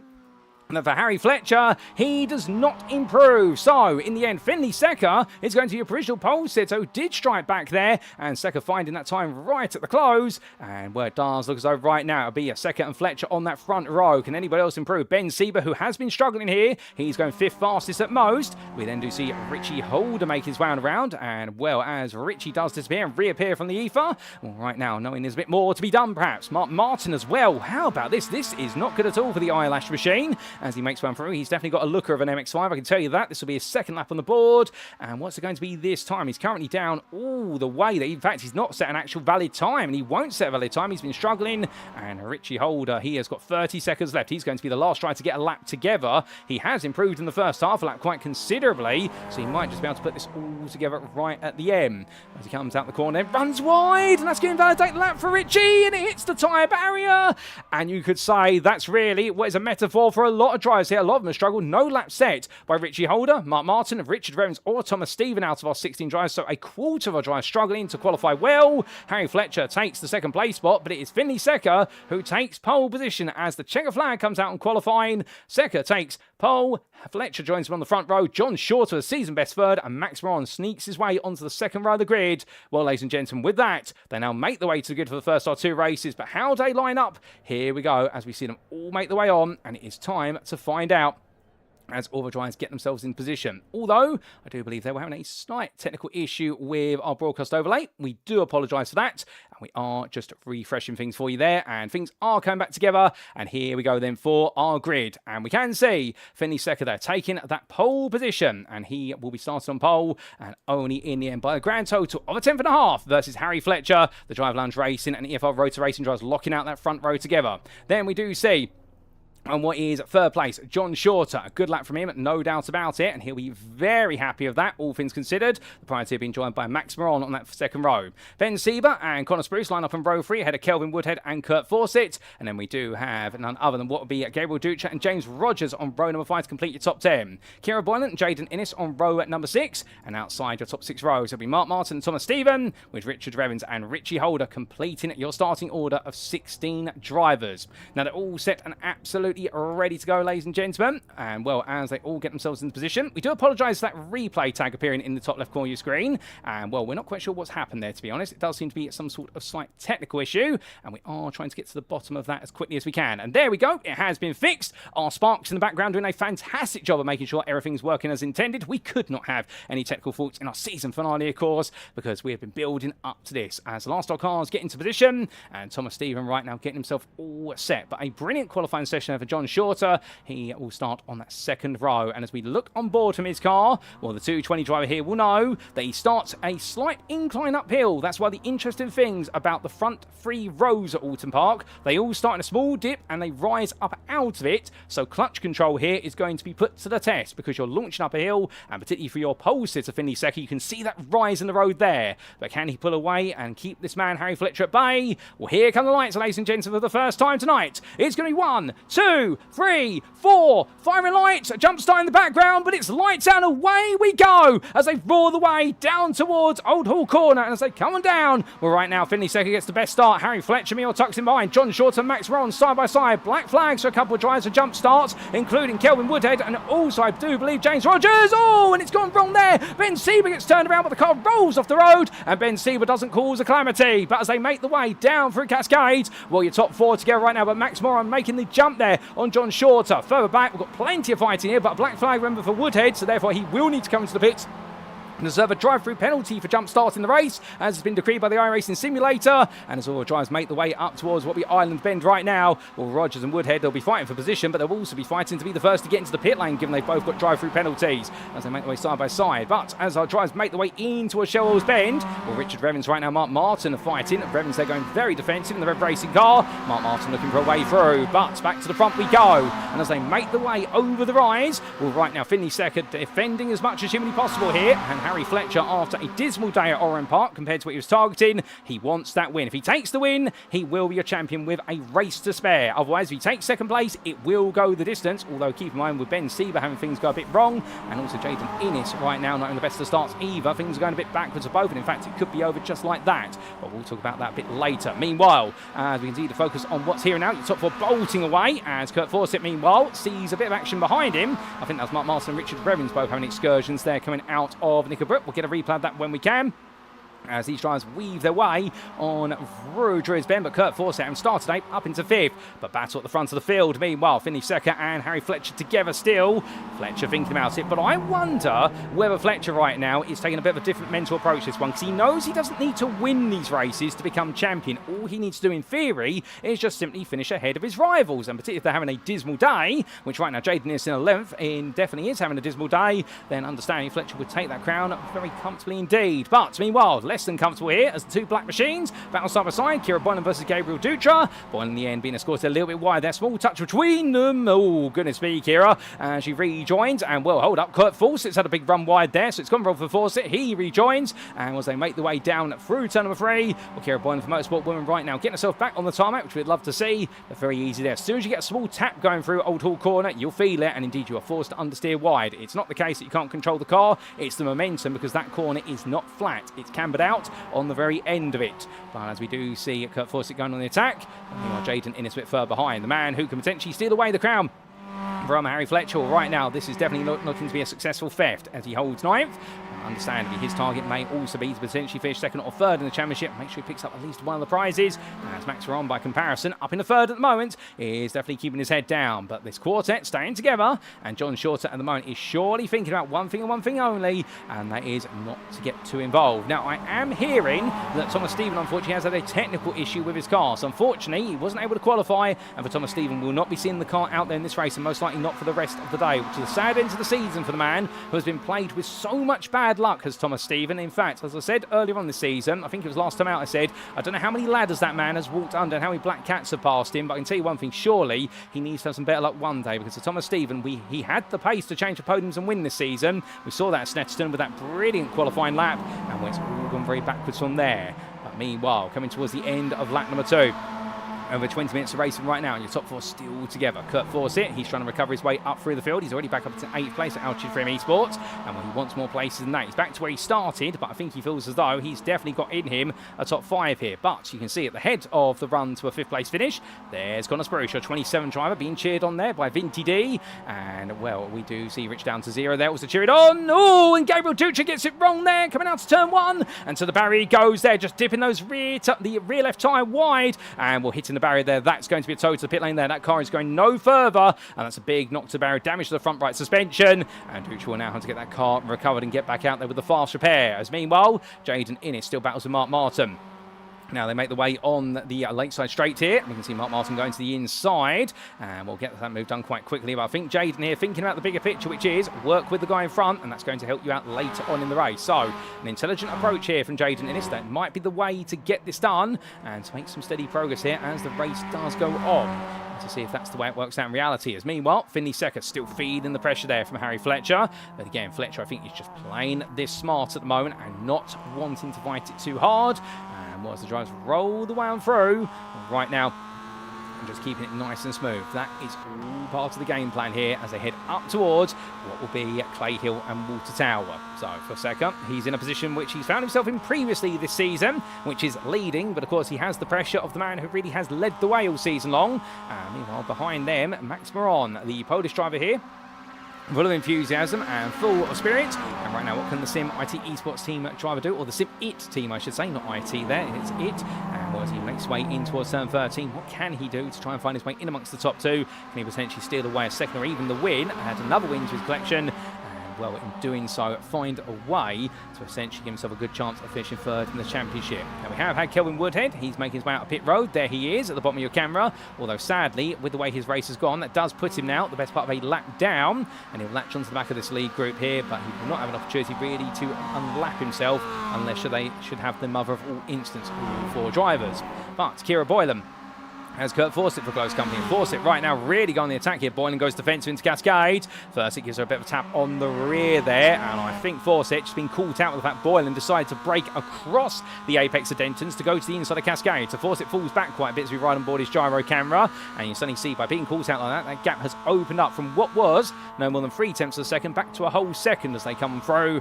But right now, the altitude at 3M Esports driver having to reset and get himself ready to go once again. He knows he's got the pace. So in his mind, he's got to believe to himself this battle will come back to him in due course. However, that is the hard part, of course, and the mental fortitude and the concentration levels to think it will come back, and it hasn't come back to you just yet. As he heads over the hilltop and closing that gap little by little. Jaden is still following Mark Martin, but he did let Martin go in the end after Martin went for the move. And the thought process is that these two trying to work together to close up to Kurt Fawcett. And well, right now, Mark Martin has already closed 3/10 down on Fawcett and Boylan on the previous lap, and on this lap so far, he's closed down half a second. So there's some theory in this, and Jaden might be playing the smart card here to bring himself back into contention for what could be potentially a top 5. But as we do see, Connor Spruce being chased by Kira Boylan. Well, he's opened up a bit of a gap to Boylan, in fact. As you see, Kelvin Woodhead behind. And Spruce in 5th place right now. A bit of a lonely 5th place as he tries to chase after the leaders. But as our leaders make the way to the end of lap 4, well, Finley Secker still leading, but coming up behind there, the car of Richie Holder. And I do believe that this is essentially going to put a lap on Richie in the purple and black machine. And Finley Secker is going to be the first to encounter him. As Holder goes very wide there, coming out to Old Hall Corner. Makes it as easy as possible for everyone to come on through. I think that's by design there from Richie Holder, to be fair. Well done to him for a good awareness as he does rejoin there. And now coming in towards Denton's, he's going to suddenly find that Connor Spruce is going to make his way into him. But Spruce is going to be a bit careful there as he goes very deep into Cascades. I think he got caught out by the bump in the road as you come down from Denton's to Cascades and calls the car to understeer. And well, I think that was all in reaction to seeing Richie Holder there, but he does make his way around the outside of him in the end. And well, we do look a bit further back to Kira Boylan. And well, Kurt Fawcett now within half a second once again. As quick as that, he's caught back up and getting ready to attack. But as he tries to do so, 3.5 seconds behind is Mark Martin. And Martin has taken a whole second out of the 2 in front on that previous lap.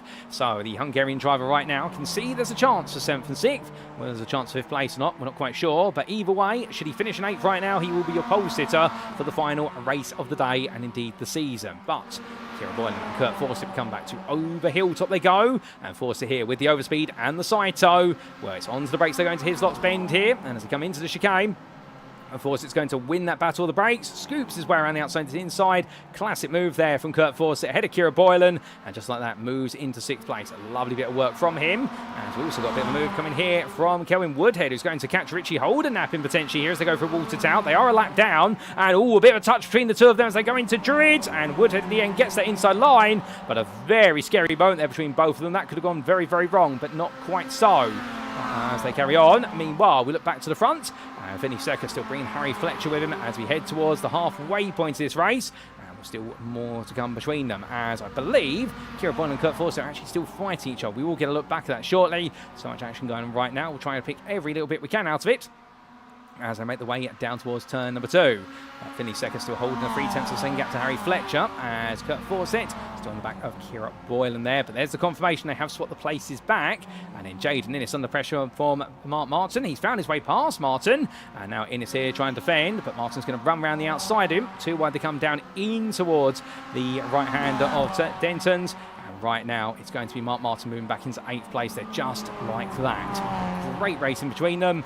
Kira Boylan once again under pressure from Kurt Fawcett. Fawcett looking for the inside here, in towards Island Bend. And, well, Boylan on the outside there. Fawcett the inside, squeezes the door shut. A little bit of a wobble there from what is Boylan's car. And so, Fawcett will try to capitalise as best he can. He's really working hard right now, is Kurt Fawcett for Altitude 3M Esports, and to try and make this move happen as he powers his way along through the curve of 6. But here he picks up the draft. Standing 5/10 of a second back at this point, trying to close that gap little by little. And he's still got half the race to go here. He can't get impatient as much as he wants to do so. He does need to bide his time a little bit. But as they make the way in towards Hislop's, we make our way back in time to see exactly what happened at the start of the race.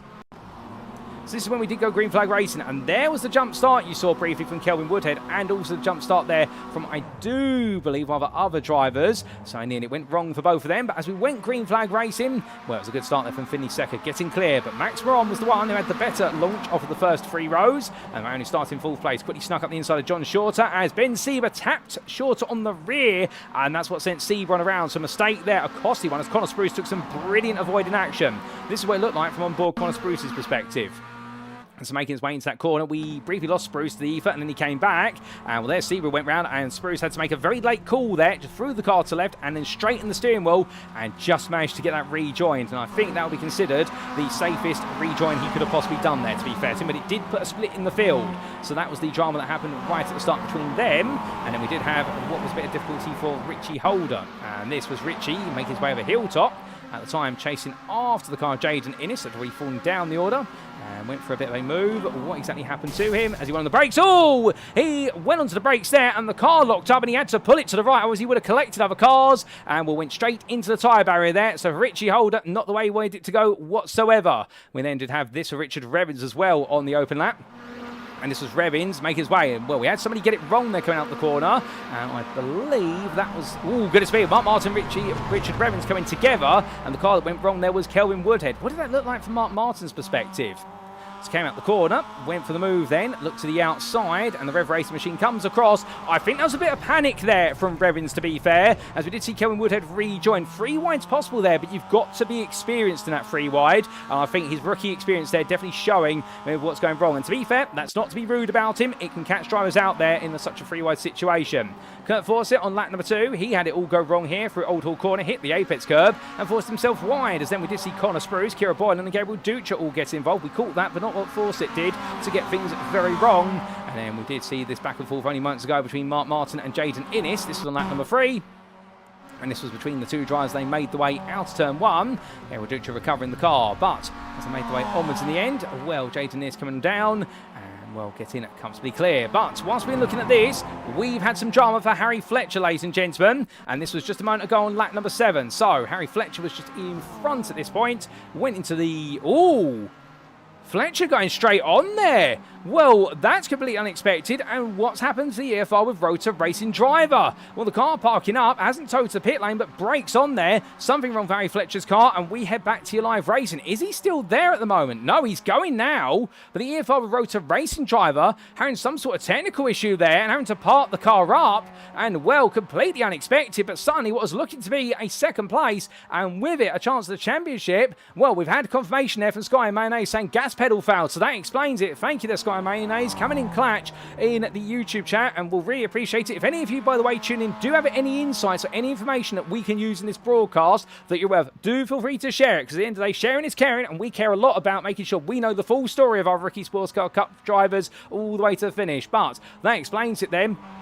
He's had the issue with the pedal. He did mention, to be fair, that he's been having some issues in the build-up to a couple of these rounds, including the last 2 rounds, and that issue now materialising. And surely we're not going to see this championship come down to a gas pedal, essentially, or a throttle pedal for a driver. I mean, to be fair, championships have been won and lost on worse, I can tell you that. But right now, if so, that is going to be absolutely gut-wrenching. But with it, Finley Secker now leads comfortably. Max Ron sits in 2nd place, meanwhile. And meanwhile, we do see John Shorter now up into 3rd place. And the 220 driver here, well, given the fact he's only had 1 podium this season, and that podium, of course, being none other at Rudskogen, was that absolutely legendary 3rd place finish in race number 2 of the day. In fact, was it Rudskogen? No, it was Oschersleben. The 2 circuits very similar in their design, and that's why I'm getting flashbacks to the wrong circuit, but the right theme.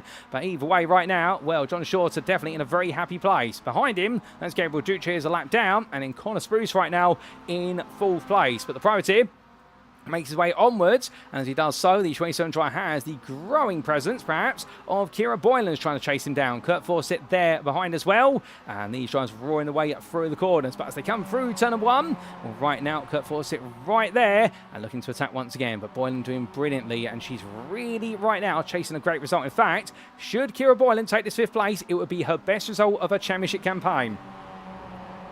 And given the pressure that Kurt Fawcett is applying to her right now, well, this could go either way at this point, but definitely it's going to be a bit of a story between these two. I think Boylan will be very happy to be in such a position, and she's really come out all guns blazing here as Gabriel Duke just steps aside, obeying the blue flags, and Kurt Fawcett comes on through that inside line as well. Great awareness from all drivers involved there, and we're making sure not to make any contact with each other, and also that the racing carries on in completely free flow. But as they roll out to the corners right now, and up in towards what will be the turn number 6, powering their way down the stretch. Right now, Kurt Fawcett all over the back of Kira Boylan as they head in towards what will be the Hislop chicane once again. But Fawcett looking to the outside this time with 4 minutes go. Touch the grass! Oh no! And Boylan almost being sent to the tyre barrier there. Well, Kurt Fawcett coming in with a head load of speed, but Kira Boylan has to take evasive action. Goes the grass. She will pick up slowdown for it, but to be fair, it could have been far, far worse. And there, I think it was just simply Kurt Fawcett trying to break into a space that was closing. And well, in the end, touching the grass and the car cutting loose, but it could have been far, far more disastrous for both drivers involved there. Fawcett now does drop down all the way to 9th place. He won't be too pleased about it, and it does mean that Mark Martin, Jaden Innes and Ben Sieber have all snuck into the space. And in fact, as Kira Boylan now has to serve a slowdown penalty for cutting the corner there at Hislops. Whether she was pushed to do it or not, that's beside the point when the iRacing shooting system is concerned. If you cut the course, you've got to give the time back, and Boylan right now will definitely have to try and hold on, and she does try and burn that slowdown, does so kind of out of the Lodge corner, but that's going to enable Mark Martin to move up into 5th. Or will it here? As that's going to be Jaden Innes now side by side. Here they go then in towards turn number 1. Martin on the inside, Jaden Innes on the outside here, coming through, and Mark Martin holding on the eyelash machine for now. But understand Jaden Innes wants this, but as they come charging through, and well, we do say hello there to the Easy Flat Racing Team YouTube account, confirming what Sky Mayonnaise was saying with regards to Harry Fletcher earlier on, and did so many of you tune in right now, which is so great to see. We also say hello to Olka9290, who is cheering on John Short, the man who's running in 3rd, and well, all these drivers right now really putting on a great show. There's been a bit of drama, understandably, but those out there running still, giving it their all, which is what we love to see. Jaden Innes and Kira Boylan then getting back into the fight. Ben Sieber as well, he suddenly finds himself. It was the spin right at the start of that tiny tap to the rear of Max Moron's car, which really propelled him around rather than the man he did tap. Well, right now he's back up into 8th place here, and he would be a pole sitter for our final race of the season if things were to stay as they were. I don't think he's going to quite believe this right now when the team say to him on the radio at DCW Racing, Ben, just hold your ground right now, you will be safe.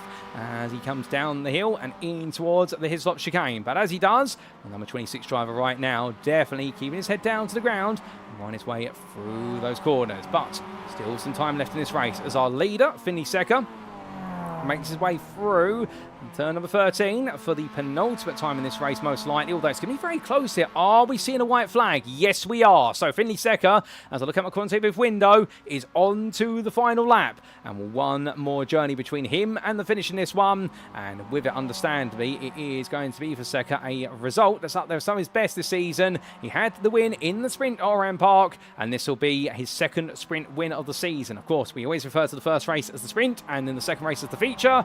And right now, trying to hold on just for a little bit longer. The Drive Lounge racing driver keeping his head down here with Max Moron, the Sim It Esports racing team driver, 4 seconds by. Not on the pace of Secker, but able to keep enough distance to John Shorter. And well, for Max Moron, it is going to be a result. And that will become none other than his 4th podium of the season, and it will be his second place finish, tying with his 2nd place finish at none other than what was the Motorsport Arena Oschersleben race 1 or the sprints there.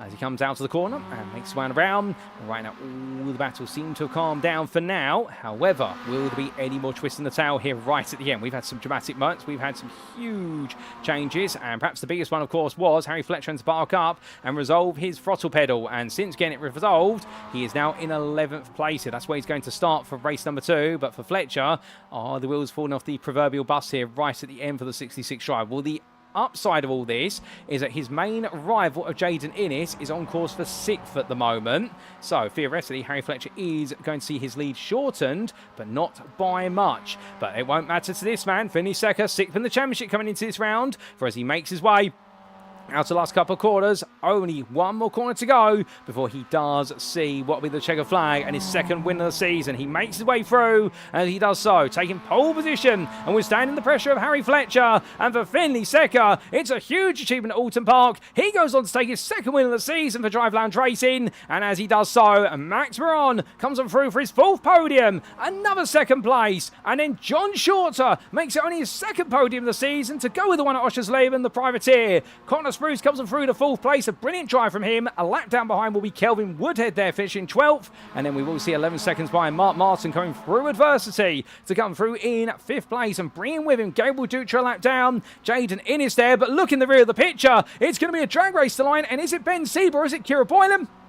And it's Ben Sieber who takes 7th place. Kira Boylan 8th will take your pole position for the final race of the season.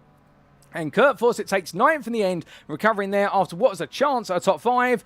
James Rogers completes the top 10 after a difficult start, but the 42 driver definitely returning to the fray after that drive-through penalty as well, no doubt. And Harry Fletcher will be your last to finish this race on the lead lap. We also did have Richie Holder finish as classified a lap down off camera, but meanwhile we do see Harry Fletcher heading towards the line here, 11th place. And well, goodness me, ladies and gentlemen, it has been a challenging race, no doubt about it. He'll still be your championship leader, but know that his advantage has been cut as Finlay Secker celebrates. And well, we do look to the scenic view as we now make our way into the warm-up period in preparation for race number 2. And as all of our drivers get themselves set for that race, we now take a look at the results subject to any stewards' inquiries, and here they are from race number 1. And as we can see, in the first of our 2 20-minute races here for our season finale of the 2026 Rookie Sportscar Cup, brought to you as powered by the Sim Racing Collective here at Motorsport UK Esports, and supported by the official prize partners of FINALE and Simagic, Finlay Secker taking his second win of the season for Drive Lounge Racing by 5 seconds ahead of Max Moran for Sim It Esports Racing Team, and John Shorter completing the podium there. His second podium of the season, Max Moran's second place of the season, his 4th podium as well, and all 3 drivers will be absolutely jubilant on the podium. Connor Spruce, 4th there, not quite on the podium, but to be fair to him, gave it everything he could to be on that podium and earn himself a top 5 at the very least. And Mark Martin coming through the field to finish in 5th place, the Hungarian, just ahead of Jaden Innes, who took 6th. And then it was 7th place of Ben Sieber ahead of Kira Boylan, who will become your pole sitter for the final race of the season after being just beaten to the finish line there by only, I do believe, a grand total of 700ths. And Kurt Fawcett in 9th place will finish there, and that's where he'll start for the next race. James Rogers completed the top 10 ahead of Harry Fletcher with his damaged throttle pedal, and hopefully we get to see him fix that for the final race of the season. We don't want to see it determined, of course, by a throttle pedal if that, but that's the way it can go in motorsport. And it's a lap down there for Kelvin Woodhead, Gabriel Dutra and Richie Holder, and we sadly did see the retirements of Richard Revins and Thomas Stephen, a non-starter due to a technical issue with the car. And well, that was our first race of the day, ladies and gentlemen, but what a race it was. And as our drivers make the way around right now, including Connor Spruce, we're not too far away from going green flag racing once again very shortly. Right now, this warm up here, Spruce definitely keeping his head down and enjoying himself. And well, I don't think we're going to quite be able to bring you the provisional standings after the first race has been completed. But what we can do is talk a little bit about the results and how they've gone. And well, I can tell you one thing, with Jaden Innes just finishing in that 6th place and Fletcher Meal taking that 11th. That gap has been closed. And how much has it been closed by? Well, Fletcher would have picked up 10 points. Meanwhile, we believe Innes would have picked up 24. So 14 points is the delta there. But given that Fletcher has come into this round with a 49-point advantage, he goes into the final race of the season with none other than a 35-point lead. So for Fletcher, it is still technically his to control. We can't say, though, he is your provisional champion, because should Fletcher retire from the race or have an even worse result, remember, points are awarded all the way down to 15th. So in theory, if he was to finish 16th, not that will happen, but if he finished 15th and took a single point, and at the other end, Innes was to take the winner's points or some of the highest points out there, we could see that final swing occur. So we have to go to the final race of the season, ladies and gentlemen, to seal this up. And right now, only 2 minutes left to go before we do head to the grid for one final time. But what a season it has been. Now, of course, we can talk a lot about what is our major championship contenders, no doubt about it, but we also do need to put the spotlight on some of our other drivers out there who put a phenomenal job together. And John Shorter, I can see so many of you really talking about John Shorter doing well to take that 3rd place, and indeed such a phenomenal drive from him, understandably aided, you could say, by Fletcher's incident, and therefore with that being promoted up. However, at the same time as well, John didn't put a foot wrong. He qualified up there, so therefore he has the right to be there when the drive does drop down the order, and well, he'll be very pleased with that. As we do say hello there to Luna Drives a Hyundai. I absolutely love that username, to be fair. That is an absolute jingle. If I've ever heard one for a username, Luna, 10 out of 10 for that username there in the Motorsport UK Esports YouTube chat. Indeed, if we could give awards for you for a username, that is going down as one of the best I have heard. And I don't mean that as a joke, to be fair. That's put a huge smile on my face. On top of already the big smile that I have from the racing here, but the man who's out there at the very front right now for Drive Lounge Racing, Finley Secker. Well, a great drive from him, no doubt about it. And well, can he potentially make it back-to-back wins? Can he take his third win of the season right at the end? Well, if so, could be a huge result to end things on. We'll have to see what he can do. But Scott and Spruce makes his way on around. And right now, keeping it absolutely cool and calm together. Well, we have got the best part of 30 seconds before we do go racing. Once more, and I have just had the provisional standings sent my way, and, well, unfortunately, we're not going to have time to bring them up on screen, ladies and gentlemen, due to the fact we're going to be heading to the grid very shortly, but we can confirm that the gap at the moment from Fletcher to Innes is a grand total of, if my mental maths is correct, 46 points there. So I believe Fletcher might have picked up what was the fastest lap there as well. We are just checking, as Ferrari strategists would say. In fact, no, it is 36 points there. We were right in the first instance. And, well, so it does mean right now Fletcher heads into the final race with a 36-point advantage. We've just had it confirmed. And can he hold on? We will see, as it's time to head to the grid, ladies and gentlemen, for our final race of the season. It's time for race number 10 here in our season finale at the Oulton Park International Circuit for the 2026 Rookie Sportscar Cup, brought to you by Motorsport UK Esports.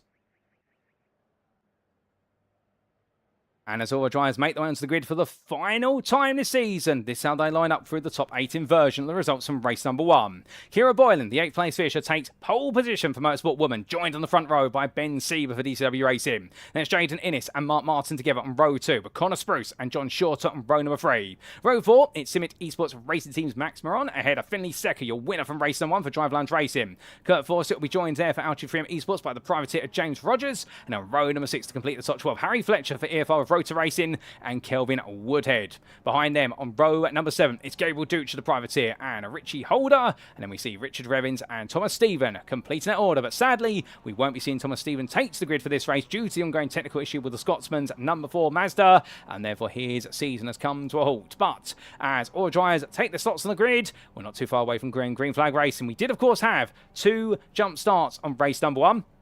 Some eager beavers out there, unfortunately, being a bit too eager perhaps. And right now we've only got a minute to go before we do go green flag racing for the final time. But as we look from the car of Kira Boylan, it is a long distant run towards turn 1, but can she get the launch? Or will Ben Sieber find a way to make amends after the dismay of race number 1? Can he end his season on a high after the incredible scenes, of course, at Oulton Park when the seas parted around him for that incredible result in race number 2? Indeed, he couldn't quite believe it. Nobody could quite believe it when he came through to second. Well, for all that and more, we're about to find out, ladies and gentlemen. And with 30 seconds left on the gridding clock, I'm going to take a quick sip of water before my voice gives way.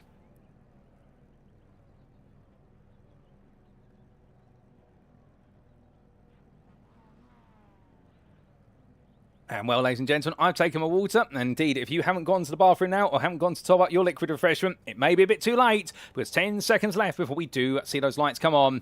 Everyone itching to get going. And what a season it has been right now. But who will be our final winner of this season and who will be our champions? Well, here we go, ladies and gentlemen, because the countdown procedure is complete and on are about to go the lights.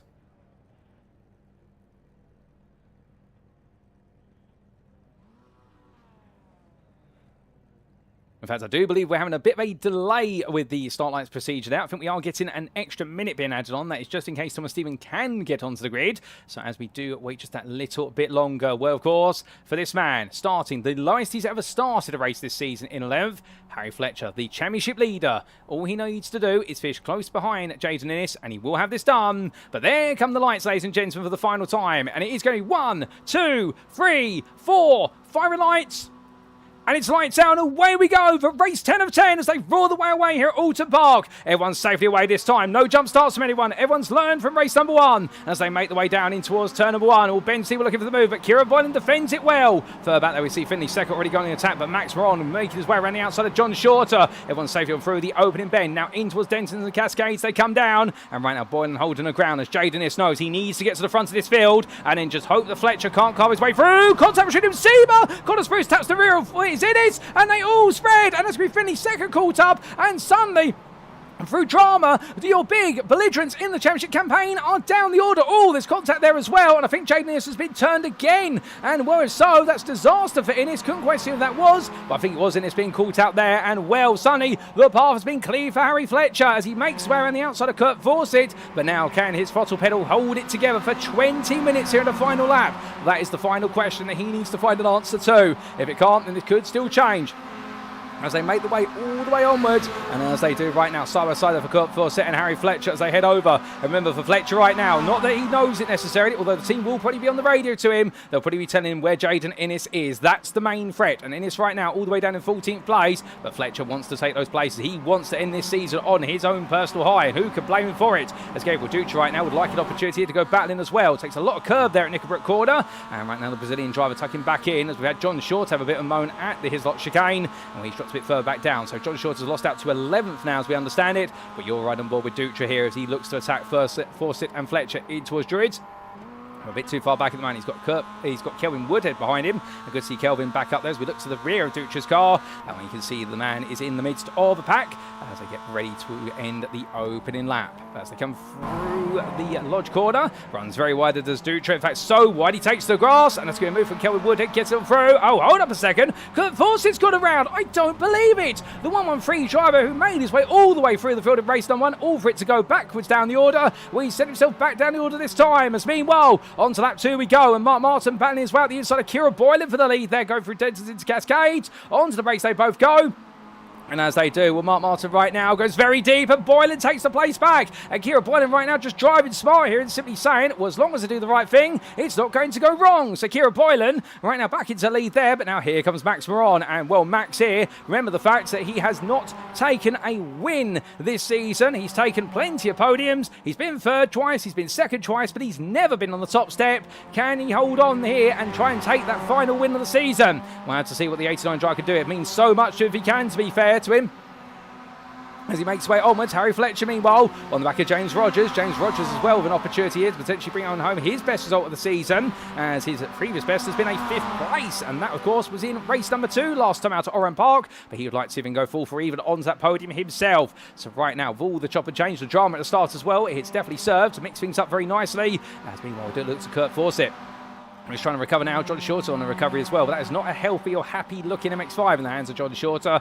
And we're understanding right now, I think the 220 driver here has got a bit of a bruise to the car, but we'll have to try and understand what exactly has caused that. And we will try and get a replay when we can, ladies and gentlemen, to explain the story that's happened to him. But back to the front we go. Max Moran looking around the outside. That's brave. Oh, no! And it goes wrong for Kira Boylan. And was that contact there? We didn't quite get a camera angle that showed it. Well, Max Moran's front of his car looks absolutely clean there, but then again, we know that Druids Bend can catch out cars very quickly, but Kira Boylan's race has gone from good to bad to a barrier, and just like that, she has to tow to the pit lane. So disaster for her as we go on to lap number 3. So after 2 laps, it is Max Moran who leads ahead of Mark Martin, followed by James Rogers, then Harry Fletcher looking for a move for 3rd. Then we've got Kelvin Woodhead in 5th place right now, keeping his head to the ground. Gabriel Dutra in 6th. Then it's Finley Second for 4.5 seconds behind in 7th for a car that's missing the front bumper. It's going to be losing a lot of straight line speed, I can tell you that. And then John Short to complete your top 8, head of Richie Holder, and then we do have Kurt Fawcett alongside as Holder goes wide there, drops back to 10th place. Best of the rest of them is Ben Sieber,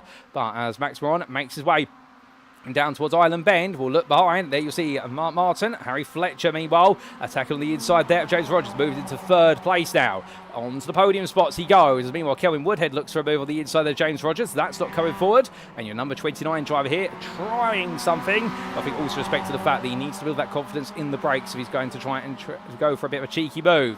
Now, as they come through there, I can see many of you asking what's happened to Connor Spruce. We are going to get a replay of some of the big moments on the starter race shortly. Spruce, we should point out, is on circuit at the moment, but he is now effectively a lap and a half down. As Kelvin Woodhead makes back the inside of James Rogers. Looking for the move into his slots, and out on the outside here, and will goes a bit too wide there, touch of the grass, but he manages to keep it on the road in the end, and James Rogers has no counter to that, other than the fact, respect to the fact that Kelvin Woodhead making a huge move. But look at Gabriel Dutra, suddenly he arrives on the scene, here he goes, then the 24 driver, looking all the way around the outside, in towards that braking zone they go, he's going to go for a 2-for-1 special here, surely not, Gabriel, you're a madman if you're going for that, but to be fair, sometimes you've got to be mad to make the moves happen, and will the Brazilian driver tries it, and will credit where it's due to him, he's still on the inside as he makes his way up towards turn 13, in towards Waterby Lodge corner. Gabriel Dutra, I think we've just seen a contender for the move of the season, ladies and gentlemen. That is absolutely brilliant. Looks at the inside of Druids and says to both James Rogers and Kelvin Woodhead, I'm ready, are you ready for it? And the answer from both of them was no, they were not. As meanwhile, Harry Fletcher getting the better run onto the start finish straight. On the inside he goes and takes second place over Mark Martin, but Martin's not going to let this go. Rides his rear bumper, and as they go round to Denton's, 14 minutes still left on the clock. See why they come down the hill at the moment, and looking around the outside is Barton looking for the switchback, trying to get that momentum to go on to at Lakeside. But seems like Harry Fletcher may have just got the better run off the corner initially. Pulls over, there goes the inside of Media. He knows what Barton's trying to do. And well, as they go up towards the next braking zone, well, it is going to be their Fletcher going as defensive as humanly possible. And Mark Martin right now, oh, there's a big twitch with the rear Fletcher's car. He's got to be careful right now. He is really playing with fire. Meanwhile, James Rogers and Kelvin Woodhead, they're back in it once again, and there we can see a move from will be Kelvin Woodhead on the inside, but Rogers goes high, using the camber of the road there to maintain the fight. Great awareness from both drivers here. This is what we'd love to see from two drivers who have been stars this season. They haven't always been able to shine as bright as many of the other drivers out there, but right now they are absolutely burning bright as they make the way over Hilltop. In towards that braking zone they come for what will be his lops, and who's going to be the braver of the breakers? It is going to be and James Rogers there just beats Kelvin Woodhead at the game of braking, but runs a bit wide there, doing what Kelvin Woodhead did a lap ago, but that will set him up for a defensive line in towards Micklebrook corner. And suddenly, you look behind, you can see there's the ground presence of Finley Secker with a damaged MX-5, but that damage is not going to hold him back. Secker looking on the inside there, Clay Hill to Watertown they'll go, too wide behind. Now Rogers here just needs to put himself in the middle of the road to hold this, but Woodhead looks up the inside, tries to do what Dutra did only a lap ago, doesn't work out there, he doesn't quite get James Rogers to go deep through the corner or back off, and so Rogers will hold that 5th place, and Kelvin Woodhead and Finley Secker right now getting ready for the next exchange. Secker looking up the inside. Can he make this happen? He's going to try it with all his might, but the problem is right now, I think that car, given the damage it's got, it's suffered about 10 metres in the braking zones, and that's what's stopping him from being able to look for a move, and he needs the draft there as well. With the aero damage he's got, or with the greater drag on the front of the car, he needs the draft there to equalise the speed. He knows he's the quicker driver in his mind, but he needs to make sure his car's the quicker of the two into the braking zones. John Shorter, 3 seconds by, trying to coast up as quickly as he can. As meanwhile, oh, hold up a second. James Rogers has got around down the exit of the corner. Literally just missed that, and we see the outcome. And the Canadian driver going for a spin, coming out to turn number 1. Well, we just praised him, and suddenly like that, the commentator's curse seems to have struck him. And for James Rogers, falls down to 11th place, and Finley Secker, meanwhile, I think he's had to take avoided action because he's picked up a yellow flag. That's a slowdown penalty. That's what we're finding out on our timing tower here, albeit you can't see it, ladies and gentlemen. We see it here in the commentary booth, but Secker's definitely had to go off track to avoid the wayward car of James Rogers. And for all that and more, we are now going to get some replays of some of the big moments of the race as we do go back in time. So this is where it all started, and Connor Spruce making his way in towards Cascade to the opening lap. But there we did see contact between Ben Sieber and Jaden Innes, and Connor Spruce down state one of the widest lines possible, rally crossing his way back on little by little, Ben in dropping all the way down the order, which then did see, of course, was Harry Fletcher going to a bit of a free wide there, and well, that's with James Rogers and Kurt Fawcett, but he backed it off. But we need the on-board here from Jaden Innes versus was Ben Sieber. So Sieber was ahead, but then they broke the way into the corner. Innes on the inside, and Sieber came across, made contact with the pair of them. And, well, in the end, it was Innes really a passenger in his car. Sieber as well. I'm not putting the blame on Sieber for that one, to be fair. That's what it looked like from that camera angle, but it could look very different from the steward's eyes, to be fair. And that's their job, not mine. But as Innes definitely got it a bit of sideways there, and we'll try to get it back together, was clipped by another car. And this is what it looked like with the camera focused on Ben Sieber's machine. Looks around the outside, that tiny touch between the two of them, and unfortunately there was the clip of the Finley Secker to Jaden Innes' wayward car, and that's how Jaden Innes got caught up with them all. So then the big question many of you will be asking is, what exactly happened to Spruce after all that? And the answer is, this happened to Connor Spruce, so we now fill you in. Well, this was his long escapade off track originally. Right. I think what's happened there is Connor Spruce actually has clipped the rear of Jay Dennis's car, and that's why he's had to go to the pit lane. Plus, also on this grass, the car's been bouncing around there on the undulations, and, well, he has had to come into the pits with the damage to the car, effectively. So Connor Spruce, that explains why he had to come in. He did not avoid it completely. He did actually get caught up in the madness that unfolded. We did have this for Kira Boylan, meanwhile. This on lap number 2, when Boylan was battling there with Max Moron. And, it does look as though there was contact between the two of them in the end. We didn't quite see that at the time, but that camera angle, not the best, to be fair. The Motorsport woman driver coming off the worst of the two. This is what it looked like from the rear of her car. We did have the rearward-looking camera and came across it. It's a tiny touch, and... oh, goodness me, I wouldn't want to be on the shooting panel for that one. That's going to be a hard one to call there, because some would argue Boylan cut across Moron as he was trying to exist. Meanwhile, some would argue perhaps Moron should have backed off there. But either way, it has happened. And then we did have, of course, what was this big moment for... what was Fawcett a little bit later on. This was on lap number 1 firstly. Kurt Fawcett having a bit of difficulties going through the right hand of Lodge Bend, and that's what sent him spinning on a round, and well, it sent him all the way down. He had to recover his way up the order, and we also did have this for James Rogers on lap number 5. So Fawcett had difficulty, and so did James Rogers in the end. And it was a small tap to the rear of the car for Rogers coming through Old Hall corner, and the Canadian driver being tapped there by Kelvin Woodhead. I think Woodhead had already committed to the corner exit, to be fair. I don't think there was anything else that could be done as we now return to your live racing. And as we do come back, well, have we missed much on lap number 6, which we have essentially skipped that whole lap? The answer is no, but we are now going to see that Gabriel Dutra was being caught there by Finley Secker, and Secker is going to go on the attack. But he'll find a way to make a move happen here for what will be 4th place in his wounded car, and the Drive Lounge Racing driver still trying to make his way back onto the podium if he can. Fastest lap, by the way, in the hands of Harry Fletcher at this time. So Fletcher right now definitely on course to pick up at least that 1 bonus point. I think he'll be very happy if he's able to achieve that.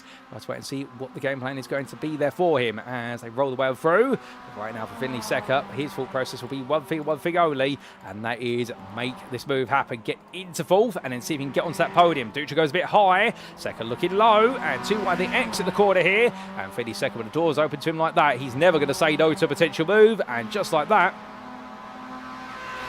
it's going to be a drag race now, going through the curve of 6, over the hilltop they go. Well, Gabriel Dutra with the overspeed there, and that's the side draft, but also the fact he's got less damage on his car, or no damage by comparison. And we'll scoot back ahead there, but into the braking zone. Finley Secker goes as late as possible. Meanwhile, John Shorter there, battling up the inside of Kelvin Woodhead. So Shorter's race is not over yet. He still wants some places. A good on John for going for it. Good battle between them. As meanwhile, Richard Revins and Ben Sieber battle their way through. And, well, right now we're getting pairs. The battle's coming in towards Hislop's corner. Well, how about that? As Richard Revins moves into 9th place there, passing Ben Sieber. Sieber carrying on as best he can with the damage to his car. That contact with Jaden Innes at the start, unfortunate for both drivers, and will both come off and not smelling the roses, to be fair. But right now Richard Revins trying to get this race turned around. 7 minutes to go plus the final lap, and at the front of the field there is Max Moron, and he was leading by a comfortable margin, but as Harry Fletcher continues to burn that margin down, Max Moron that last lap of 49.45, Harry Fletcher a 48.17, and right now I can imagine it's a throttle pedal probably being held together by tape, I would guess, and typically that's the way it works out if these stories are to be true. And as the British driver makes his way through turn number 3, the EF5 Rotor Racing driver pushing on hard here, and that lap he was a 1.5 seconds faster than anybody else out there. Fletcher's going for this win. He wants to end this championship with a crown jewel, and that jewel is the win in the final race of the season. But he's got up against stiff competition. Remember, these two had that instant coming out to turn number 4 over the bridge at Oulton Park only a week ago, whereby in the end the stewards did decree it was Max Moron who was at fault for that small touch, and Harry Fletcher had to catch the car before it went to the tyre barrier, and it could have all ended up in pieces. But right now, that's brought under the bridge between the two of them. And Maxwell going defensive there, going over the hilltop. Fletcher's going to look round the outside. But remember, it's outside to inside here. It's a valid attacking position. And he's going to go for it. Moron goes a little bit deeper into the corner there, extends the bend. But of course, that will mean he carries more speed into the second part of his lops and into Knickerbrook. And every time he does that, he is slowing his line down. And also he's hurting his tyres a little bit more. And Fletcher looks one way, then the other. He's going to be made to look to the inside there for Clay Hill. And that means Watertown now. He's got the inside. He'll be on the outside of Druids Bend here. Can Fletcher Fletcher commit all the way around the outside. This is going to require trust in between himself and Moron, and in the end, Fletcher goes for it, and Max Moron tries to fight it, but Harry Fletcher in the end says, I'm inevitable, and he moves on through, so Fletcher into lead, but now will we see a counter-attack here from Moron coming in towards Lodge Corner? He'll know that right now he needs to attack sooner rather than later if Fletcher's pace is any indication of how quickly he could break away.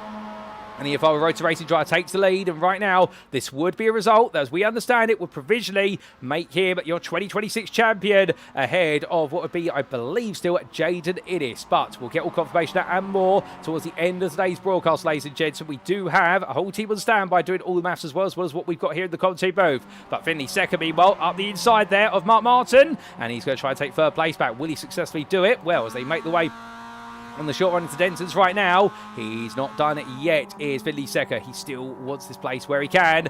And well, we can see Mark Martin also thinking about a potential run back there. But as they make the way out to Cascade, looking as though Secker is now opened up enough a gap there to be safe. Gabriel Ducha, 1.3 seconds behind. He's still a little bit of a distant threat. They're flashing his headlights at distance as well, I believe. But here comes Mark Martin right now. Secker doesn't look anywhere near as comfortable through the fast left-hander of Island Bend with the damage he's got on the car. And, well, coming on through the corners right now. Well, I can tell you one thing, Finley Secker absolutely having to hold on here in a car that definitely has no straight line speed by comparison before you consider the slipstream. And Mark Martin's going to have to be inventive as we do say hello to Philip Fletcher there. Something tells me that might be Harry's dad, or at least a fellow family member, who does confirm that that throttle pedal is actually taped up. Well, absolutely brilliant. Thank you for the confirmation, Philip. You're a star for that. And, well, I guess my guess was right. But as we continue to see the fight here, well, 4 minutes to go. And whilst Fletcher is trying to break away from Moron, meanwhile, Secker's trying to hold off Martin, but that's not all. As we can see, Ben Sieber looking around the outside of Richard Revins, and we'll try to make that happen. Does it work out? The answer is no, not for now. More fights to come. Also, we do have John Shorter still finding Kelvin Woodhead close behind him and trying to hold on for this 6th place. The priority at the 220. Indeed, there's all fights everywhere you look at the moment, and it is really now coming down to the final laps. It's going to be an exciting end to this race, and what could happen next? We've only had one retirement from this race, and that is Thomas Stephen, your non-starter, but otherwise all 15 of the starters are still running. Even with Connor Spruce and Kira Boylan effectively a lap down at this point, they haven't given up going racing, which is great to see. But meanwhile, here's Ben Sieber at the inside, and that's a bit bold, but he rubs his paint up against the inside of Richard Revins' car, and right now I can imagine the right hand side door of Richard Revins' number 16 has got a shade of yellow applied to it. DCW Racing yellow, I would say, and Richard Revins being elbowed back to 10th place there. Ben Sieber going for it. There's James Rogers and Jaden Innes squaring off here for the battle for 11th place. On to lap number 10 they go, and after this one I suspect there's only one more left, there may be two. It's all going to come down now to how quickly Harry Fletcher completes this lap. Indeed, it was very tight in the previous race to see whether we would have got an extra lap or not. We didn't in the end, but of course we could see a change here, as meanwhile we have had a bit of an incident, I believe, for Richie Holder, but we'll come to that shortly, as Jaden is right now trying to come back again versus James Rogers, looking at the inside. Here he goes, as Jaden is, and can he take that 11th place? Well, he will initially go for Island Bend, but now to the inside of Shell Oils, he'll try to cut. And James Rogers tries to find that space, but it doesn't quite work out for him. But as they make the way out, well, meanwhile, these drivers come charging on around.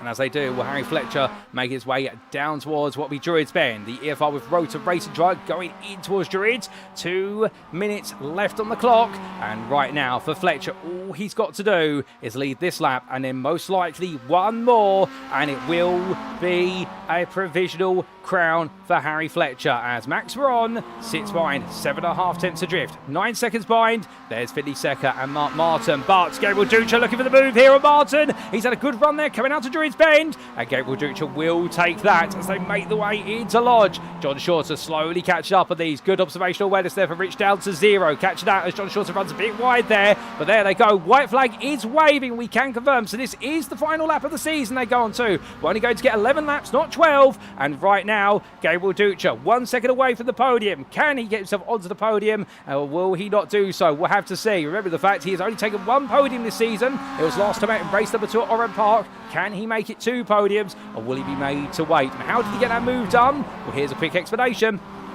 Because it was the run coming through Druids there. Mark Martin went very deep out of Druids, had to catch the car. Gabriel Ducha with the perfect line there and just absolutely sent it to the inside. But as we come back to your live racing, Not long left, and right now definitely gets into the crescendo point of this race. We've had so many brilliant battles between drivers. We also do see there Richard Revens attacking Ben Sieber. He is 2.5 tenths behind. Is he close enough to look for the move? Not quite at the moment. Meanwhile, as we look from them, John Shorter now to the back of Mark Martin. Martin, I think, losing a little bit of his pace there as a result of Ducha make his way past. And Shorter wants one last run at this if he can. Can he get into the top 5 here? I know there's a lot of fans willing him on right now. He's going to look to the inside. He's going to go for it into his laps. He leaves as late as possible. The brakes, tries to squeeze his nose in, but it's not enough there as Mark Martin calls out his bluff and says, no, I'll chop off your nose if needed. And well, it's going to stay as is. But as they make the way through that right-hander, well, for John Shorter right now, has he got any more left of this as Ben Sieber looks to go round the outside of Richard Revens, but it's not enough. But as they continue their fight through his laps, ladies and gentlemen, the clock counts down. 5,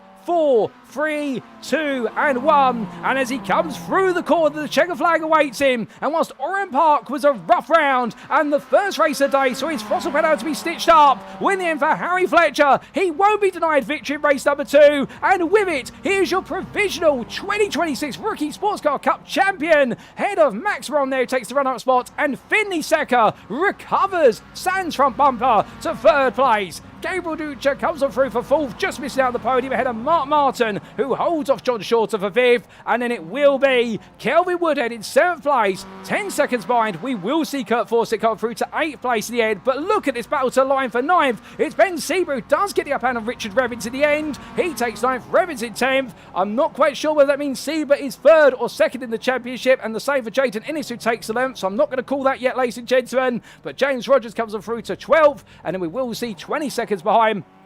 It is going to be none other than what will be Richie Holder, who will take 13th place in the number 49 as he makes his way through. And, well, for your number 49 driver at the end, a frustrating day, a tough final race, but to give credit where it's due for Richie, he hasn't given up, and that's what it's all about. The same for Connor Spruce, and let's give them all a round of applause, ladies and gentlemen. It has gone wrong for Connor, as it has for Richie and for Kira, but they have not given up. They're making it to the finish, and these rookies, they're doing something that veterans don't typically do. You start a race, you finish a race, and that's what it's all about. As Connor Spruce comes through to complete his championship with 14th in the end, and then we will see Kira Boylan coming through last but not least. All 15 of our starters in this race will see the checker flag, and well, it's a sad end for Kira Boylan, to be fair, given the fact now, understandably, she was on course for that win, or at least a podium, until that small bit of contact with Max Moron. Question marks over what exactly happened there, but understandably, she's come home in 15th place, and it can't be denied her racing spirit is absolutely unconquerable.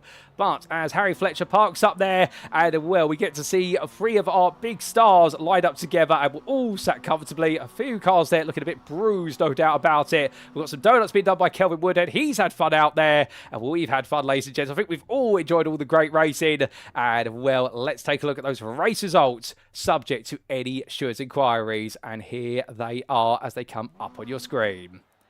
And after a brilliant 20 minutes of racing, and I do believe we have none other than Paul Crawford, man in the Motorsport UK Esports YouTube account there, saying, what a round, provisional championship for Harry Fletcher. Indeed, I 100% agree with you. What a round, what a final race of the season, as Harry Fletcher taking that win. Coming through from 11th place with a throttle pedal that's been held together with tape, and the EFL Rotor Racing driver taking that win by just shy of a second over Max Moron. His 5th podium of the season. No win this season for the Simit Esports Racing Team driver, but to be fair to him, 5 podiums in 10 races, a 50% hit rate on the podium. He'll be proud of that. Finley Secker wasn't quite his race in the end after his achievements in race number 1, but the Drive Lounge Racer driver came back from the damage to take that 3rd place ahead of Gabriel Ducha, the Brazilian, who fought his way through, and what a brilliant fight. And there were, of course, some early bumps earlier in the season for Gabriel Ducha as he played battles with rivals, but to be fair, as the season's gone, he's really learnt from those battles, and that was one of his best drivers of the season, no doubt.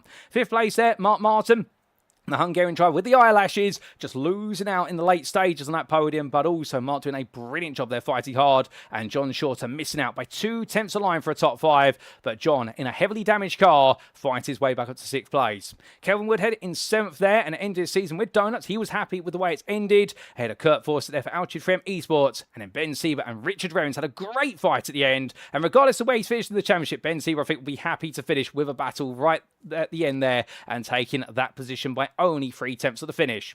Outside the top 10 behind Revens, it was Jaden Ennis who was best the rest of the length ahead of James Rogers, with Richie Holder and then Connor Spruce and Kira Boylan seeing the completion of the finishing order. A non-start for Thomas Stephen, technical issues with Mazda MX-5, unfortunate for him, but otherwise all 15.5 starters all finishing the race on the lead lap. And what a race to complete it. And well, ladies and gentlemen, the good news is, if you bear with me for a brief moment, we do now have our provisional standings available. So just hold the line, as we like to say, hold the line caller. And indeed, we'll just look at the car of Harry Fletcher parked up there right now, as he does sit there very patiently. And we are about to have those standings load up on screen for you, ladies and gentlemen, and we can show you the provisional final standings. And a huge thank you to the admin team behind the scenes for all their hard work this season and for getting these standings cooked up very rapidly. And here they are then, ladies and gentlemen, our final standings.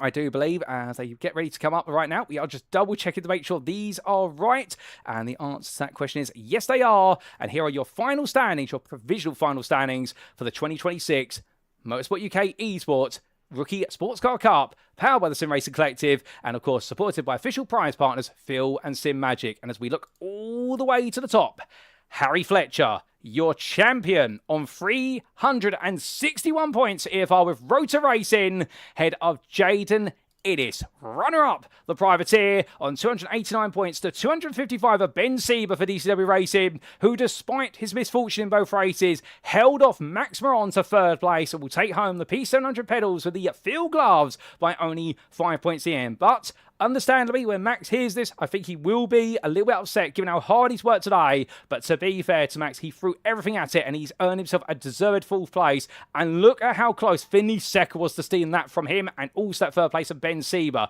From third to fifth, 9 points between them in the end. You couldn't call it closer. Connor Spruce as well, taking sixth for the end there. Make sure Mark Martin could not steal it away from him. And Gabriel Duch on 100 and what is... excuse me, I do believe that's 195 points, holding off James Rogers, with Kelvin Woodhead completing that top 10, just beating John Shorter. And in fact, it's a tie between the two of them. So how will that be settled then, I hear you ask? Well, it will be on result countback. And I do believe, as I double look at the result countback here between the two drivers, the best result of Kelvin Woodhead has been a fifth place, or in fact, a fourth place finish over the course of the season. That was at Oran Park in the first race. For John Shorter, in fact, it will be John Shorter. Understandably, these standings can only show you based on points, but it will be John Shorter who's actually 10th because he has taken a third place podium to Kelvin Woodhead's best finish of a fourth place. So John Shorter, in fact, will be 10th in the end based on tie break. Kurt Fawcett takes 12th, a further 17 points behind, ahead of Richard Rems and Kira Boylan. And then Thomas Stephen, Antonio Gabrowski, Richie Holder, and Craig McCracken completing those with points down to 18th place with 15 points for the Scotsman. Now 0 points for Harry North and Lee Rootley. And also there, 0 points for Beavis Lau, Matthew Shade, Lee Barry Allen, and Dave Young. Goodness me, ladies and gentlemen, what an end to the season. What a dramatic end as well. And, well, there is your confirmation of Harry Fletcher, Jaden S. and Ben Sieber, your top three in the championship in the end. That's all subject to stewards' inquiries, of course, but those are your provisional final points. But with that, as we do put the standings aside, well, of course, we still got some time for some post-round interviews for our drivers. So don't go anywhere, ladies and gentlemen. Just like Harry Fletcher's not going anywhere, parked up there, we'll be back very shortly for our final interviews of the season.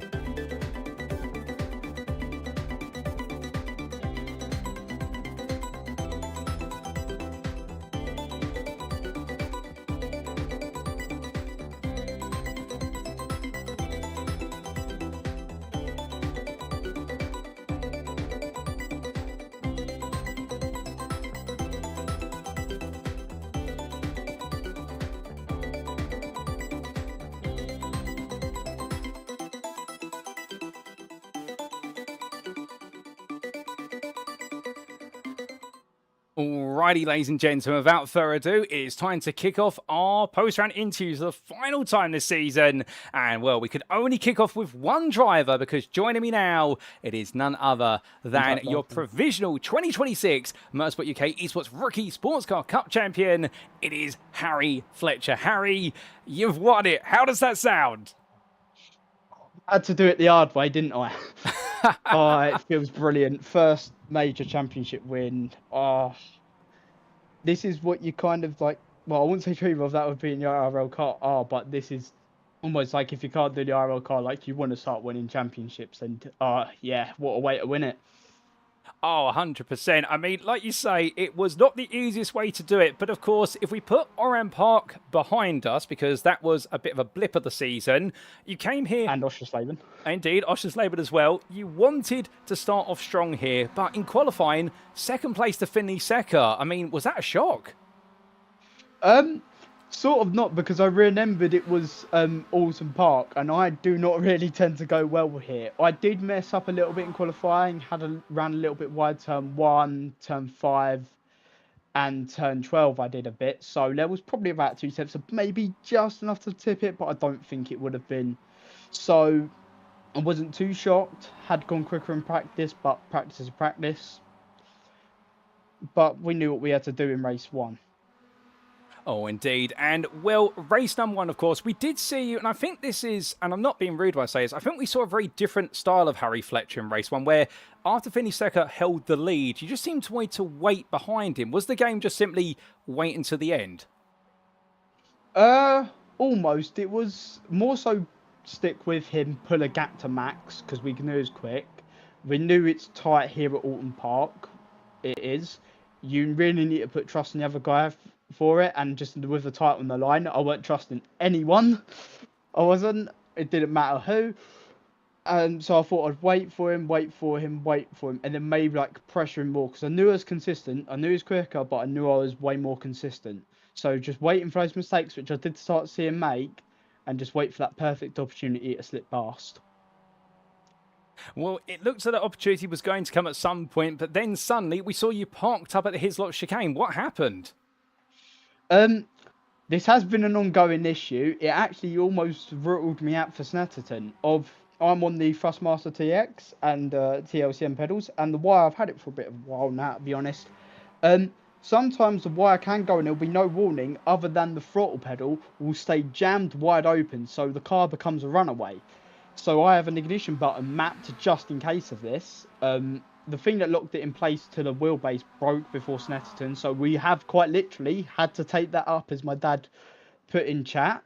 So that was all right, but it was actually in the pedal box itself, it had just come loose a bit in there. So it was when I realised, because I wanted to lift off, the throttle was jammed open, hit the ignition switch, park it in there in a safe place, dive down into my pedal box, fiddle around with it to try and get it in there, plug it back in, and just get it quick and go underway as fast as I could. Oh, fair play. Now, I've got to ask you off the back of that, do you do any real-life racing at all? Because that is the exact procedure that you're taught on a Motorsport UK racing licence for how you stop a runaway car, essentially. No. But I can count on one hand the amount of times I've done IRL karting, and that's only renting at my local. That is, which happens to be Buckmore, because I live in London.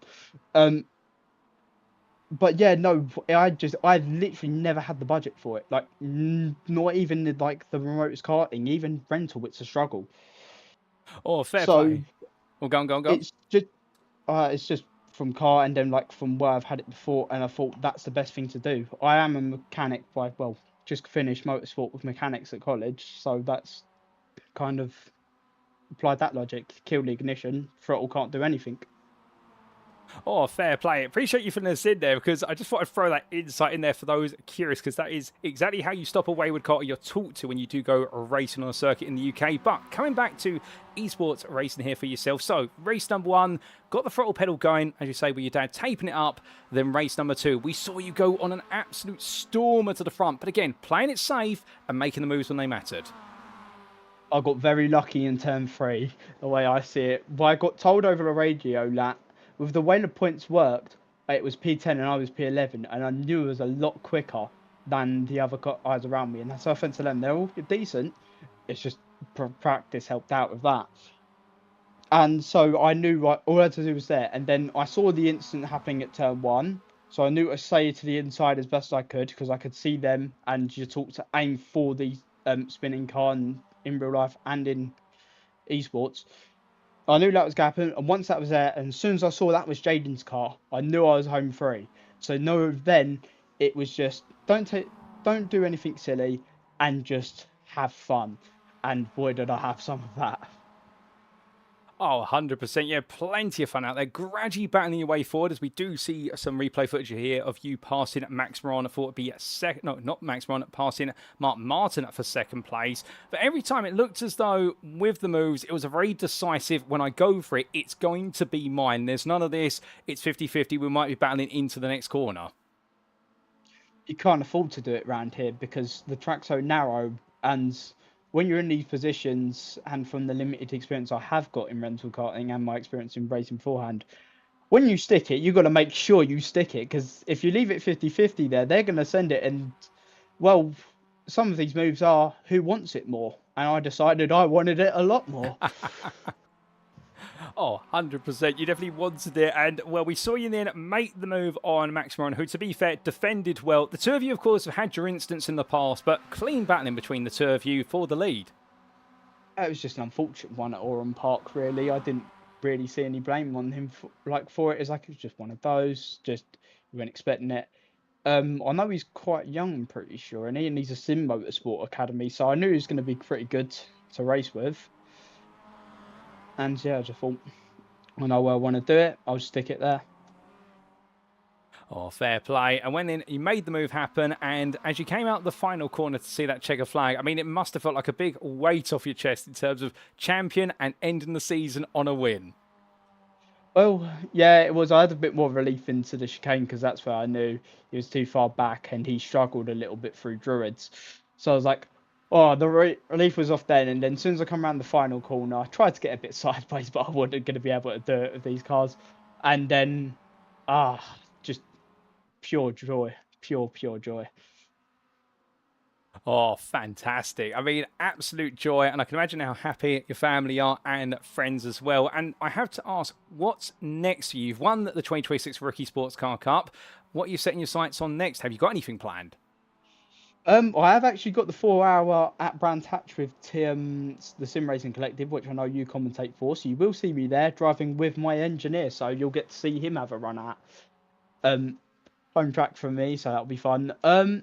I'm thinking about the Formula 1600s, but I'm not quite too sure at the moment. Although I need to have a look at the sports car challenge that I see coming up for this, because I'm quite interested in that. So you will see me around Motorsport UK. I do plan on doing some of that stuff. Whether it's one or the other, I plan on giving them a good go. We'll see if I'm quick enough for the Formula 1600s. And otherwise, yeah, we'll just take it one step at a time for that. Oh, fantastic. Well, I look forward to seeing you on the grid for TSRC's 4 Hours of Brands Hatch in the coming weeks. And I'm sure we'll look forward to seeing you come back for the Motorsport UK Esports series that are to come later this year. But just before we do let you go, is there anyone you'd like to give a shout out or a thank you to for the final time this season? The big one has to be the team. It has to be the team. Their support has genuinely been ridiculous. We've had a bit of a rough, like, with our races, with 24 Hours of Spa, they had a 24 Hour Daytona around Oulton Park. So it's a rough patch for the whole team, and, like, their support has been unreal, like, whether it's been just, like, helping me out with driving lines, tips, like, even practicing racecraft, and just the support there, turning up, watching every race. Mum, Dad, like, they're watching. Mum did watch this race. She hasn't had time to watch the others, unfortunately, did my two brothers. And Dad's been watching since race 2. And to have him watching as well, it's a big, like, both of them two, sorry, I should say that. They are both, it is massive to have them two. It is super huge. Oh, I can And all imagine. my friends. Oh, go on. Oh, no, that was it. Sorry. Oh, no worries at all. And I can definitely feel how proud you are to have flown the banner for your mum and dad. I'm sure they will be massively proud of you. Harry, we'll leave you to it. Congratulations on becoming our champion for 2026. Go celebrate and have a wonderful rest of the evening. Yep. You deserve it. One last thing. Come on, you Irons. Oh, goodness me. Giving the shout out there for West Ham, of course, in the Championship this season when they go back to football. But we're here talking about esports, and what a very happy man, Harry Fletcher for EFR with Rotor Racing. And, well, the reason that he's made it work out this season, of course, he has been the quickest driver out there. But note the fact, and remember, there were a lot of you who were perhaps concerned about the fact we saw him have that absolutely staggering pole lap at the start at Snetterton and those pole laps in the first 3 rounds of the season. But the field has closed up as time has gone on, and the difference has been that when he's been under pressure, he's been able to dig in and get those results extracted, and he's been phenomenal, no doubt about it. But he even here today, starting second, find himself at a circuit that he's not the best at. And, well, Finley Secker definitely taking him to task. And, well, the throttle pedal issue that almost prevents him from racing at Snetterton coming back to haunt him. Well, we'll tape it up and get it going in race number 1 and get it to the finish. And in race number 2, just hold on all the way to the end. And by holding on after the brilliant first half of the season, for Harry Fletcher, he has made it work out a treat. No doubt about it for the EFR with Rotor Racing driver. And, well, we look forward to seeing him back on the grid in the future in the Motorsport UK Esports Championships. No doubt about it. He's definitely going to start, and I think he's only going to rise from his rookie origins here today in the 2026 Championship as your champion. But with that, ladies and gentlemen, we've got more interviews to come, and coming up next, I do believe we're heading to our second place finisher in the Championship, and that is none other than Jaden Innes, as he now gets ready to join me in the interview room, and indeed, give us a brief moment, ladies and gentlemen, and he will be with us. And in fact, here we go, as Jaden Innes now joins me on air, and as he does, come on into the interview, let's hear his story. So, Jaden joins me now. Jaden, good evening to you. An absolutely crazy end to the season, but for yourself, second in the championship provisionally.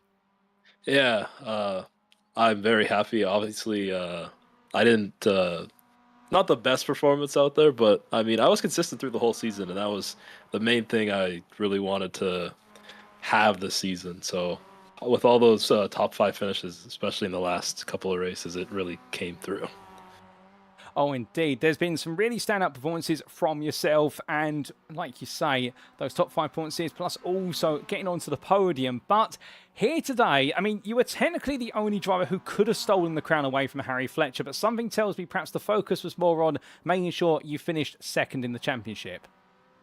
Yeah, to be fair, I do believe I had the pace, not to fight Harry, of course. He was way too fast, but I just invalidated my laps in qualifying, so that kind of just put me on the back foot. And then through the race, I was in the back, so I had to be patient and let people have their incidents. So that kind of took away the chance of me getting up there. But I definitely, now that I saw that Harry had that incident, I definitely could have maybe had a chance, but we'll never know.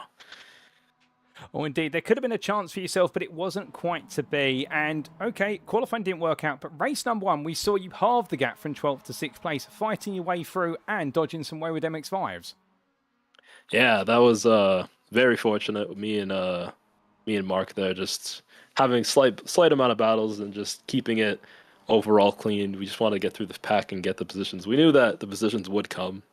Obviously, it's very hectic at a track like Oulton Park just because of how narrow it is. So we played it safe, and yeah, we got 6 positions, and he got, I think, 7, so it was good.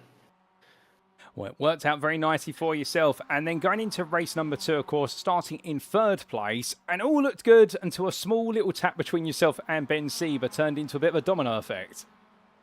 Yeah, I mean, if the stewards want to look into it, that's fine. I mean, I think it was a racing incident. I think it is what it is. I don't think either of us are really at fault there. It was kind of an unfortunate circumstance because I don't think the battle would have actually happened had Kira not tried to cut across and try and block off what's his name? Ben, obviously. Yeah, I think it's a reasonable incident. I don't think it was anybody at fault. I feel bad, obviously, but yeah, I think we'll be okay. Now, to be fair, it did go a bit wrong at the start, but one thing that you've shown throughout the season is you don't give up when things go wrong, and in the end, pushing on as much as possible, and we did see you spend a good chunk of the race chasing after James Rogers. Yeah, I mean, I would have loved to pit because my car was completely done for, but obviously you just lose so much time in the MX-5 if you're in the pit lane, even with the fast repairs. So I just decided, you know what, I'll see how fast we could go. The damage wasn't that bad. I actually had no idea that I didn't have the front bumper. I thought my hood was just popped up a bit, because obviously in the cockpit you can't see that. But the grip was still decent, so I was very surprised that I still had enough pace to fight him. Well, the two of you had a great battle, and in the end, you did manage to find your way past right at the close for what would be 11th place, and enough to seal the deal for what would be that runner-up spot. Although, looking back over the season, what has been perhaps your highlight moment or your highlight round? Let's see. It's a tough one. That's just a lot of P3s and P2s. Like, I could have, if I got a win, obviously it would have been very easy, but I was very close on multiple occasions. If I had to say the most impressive one, I'd probably say Rudskogen, maybe. Just because I didn't have a ton of practice in there. My practice pace was atrocious. And then qualifying-wise, I think I qualified like second or third, and then I had a fantastic race afterwards. So that was a very difficult track for me, and I was very surprised I could pull through on that one. Oh, fair play. Well, perhaps beating your own personal expectations with regards to that, but still, expectations are made to be broken, no doubt about it. And at the other end now, I mean, when we talked midway through the season, you said you were eyeing third place because of the pedals. You've come second instead, and you've got that absolutely brilliant second place prize of what is the Field Glass Plus, also the GT and Neo wheel. I mean, have you surpassed your personal expectations for this championship? Yeah, honestly, like, I haven't, like, obviously everybody starts in the MX-5, but I very quickly dropped the MX-5 and I went, you know, for LMP2 is my favorite car now. But yeah, I was expecting that I could possibly finish within, like, you know, a top 5 would be nice. Like, the prizes were good, but, you know, when you see a league with prizes that good, you're assuming that, like, it's going to be almost impossible for you to fit your way into those prizes. But yeah, no, I'm very impressed that I managed to perform so well. I thought it would have been within that, like, 7th to 8th range. Well, to be fair, you've definitely impressed and have been, like you say, one of the most consistent drivers all season long, with an absolutely brilliant mid-run of podiums, but including what was the chain of third and second places, if my memory serves me correctly, through the mid-portion. And I had to ask now, what's next for yourself? Have you got your sights on any other championships here at Motorsport UK Esports or any other series out the globe? So, I mean, I have looked at the Motorsport UK championships, and I don't know, like, it's not the type of cars I kind of like driving, but it's nothing wrong in broadening your horizons, right? So if I can't really find one, I might just hop in one of those instead. But yeah, I mean, I want to kind of get my I rating up for the most part because it's extremely low. So yeah. Oh, goodness me. Well, we all have to start somewhere with our rating, but we wish you the best luck in gradually building it up. And just before I do let you go, to celebrate being our runner-up, is anyone you'd like to give a special mention to or shout out for the final time this season? Same as usual. My boys at Coop, they're the reason I'm here, and they're the reason I have any pace to begin with. So they are the only people who deserve all the praise.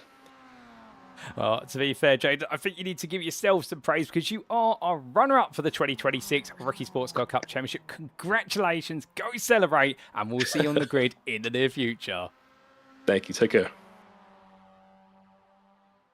So hearing there, ladies and gentlemen, from Jaden Innes, happy with his achievements and really putting it down to that mid-run from rounds 2 through to 4. We picked up 5 podiums in 6 races and a 4th place on top of that as well. Hugely consistent, and mentioned that he did have a chance at the championship today, but when he did go wrong in race number 2, that really ended his opportunity to try and steal the crown away from Harry Fletcher. But always looking forward, not necessarily backwards, and interested there talking about the fact that really the focus was on believing he could potentially take that crown. But it wasn't quite to be, but the flip side of the coin, of course, being the fact and in the end, happy that second place surpassed his expectations, given he was looking at somewhere inside the second half of the top 10. And for Jaden Innes, I think a very happy man. And well, now just targeting raising his I rating. But I'm sure we'll get to see him on a few grids in the near future, ladies and gentlemen. He's shown a lot of promise, and he may not be the fastest out there, but he's definitely Mr. Consistent and knows what he needs to do in order to bring home some big scores week to week and round to round. And that's why he's been your runner-up.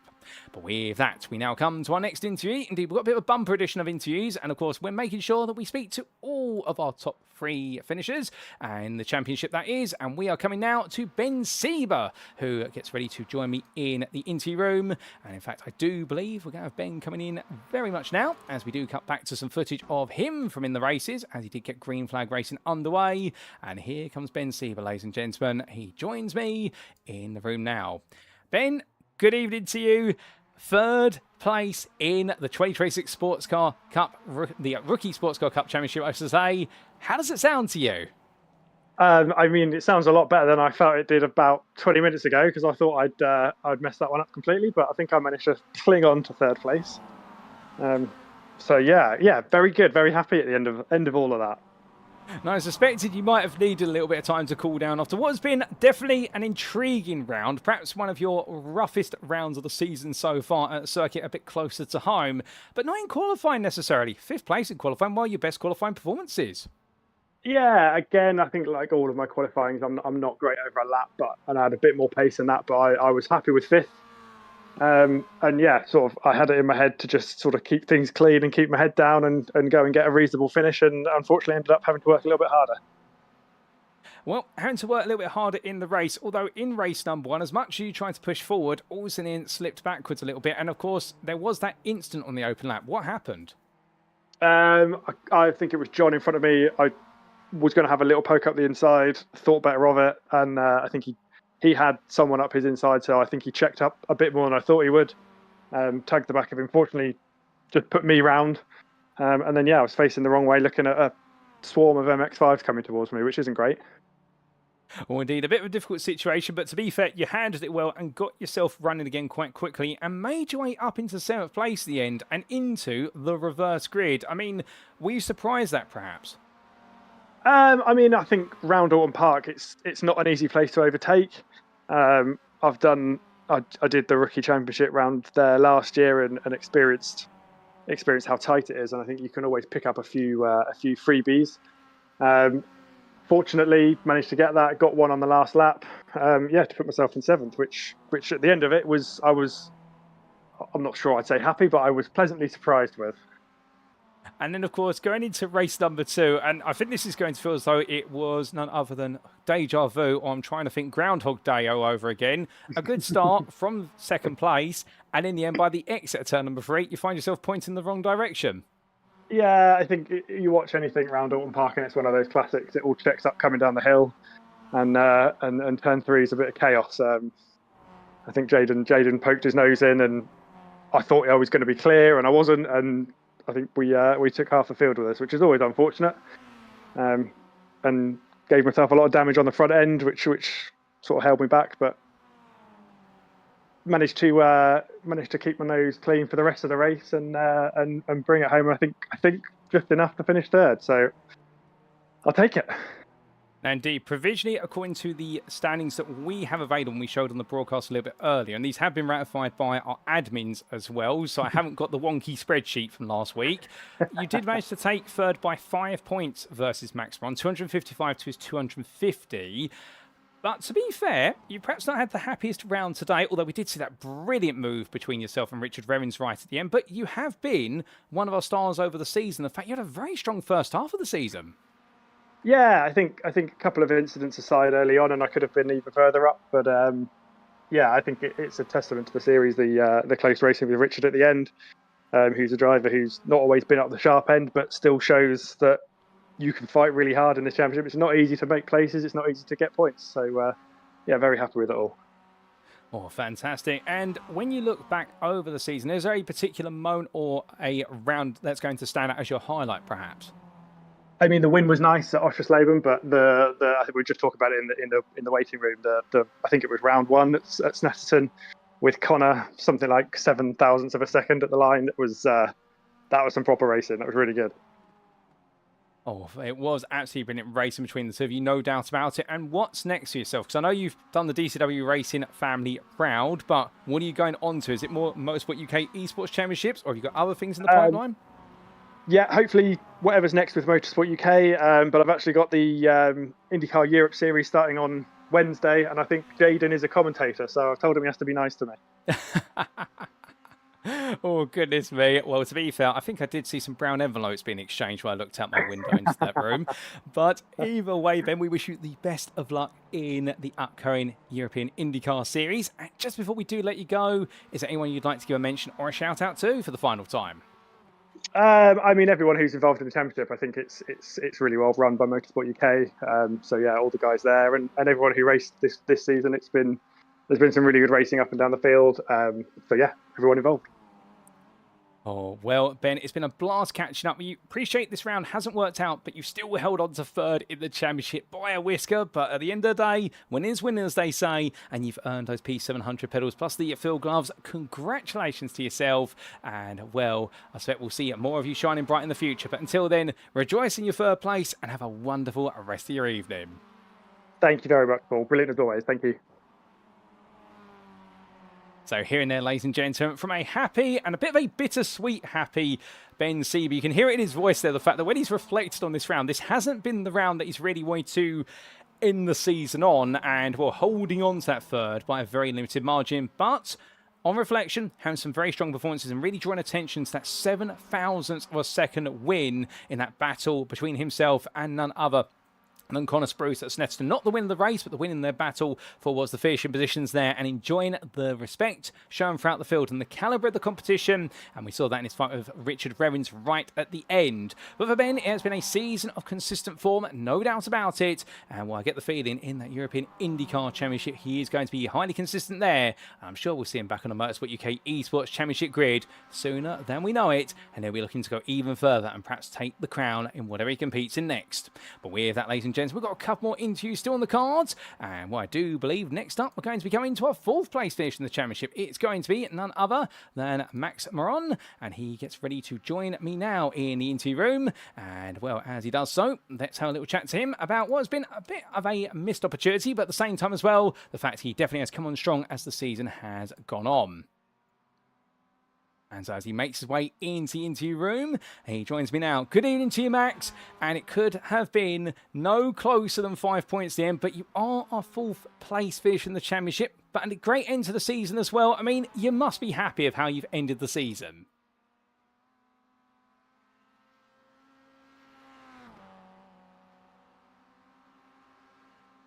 Oh, I'm not sure if Max is able to hear us at the moment, ladies and gentlemen. If he is able to hear us, his microphone may not be working, so do bear us. Oh.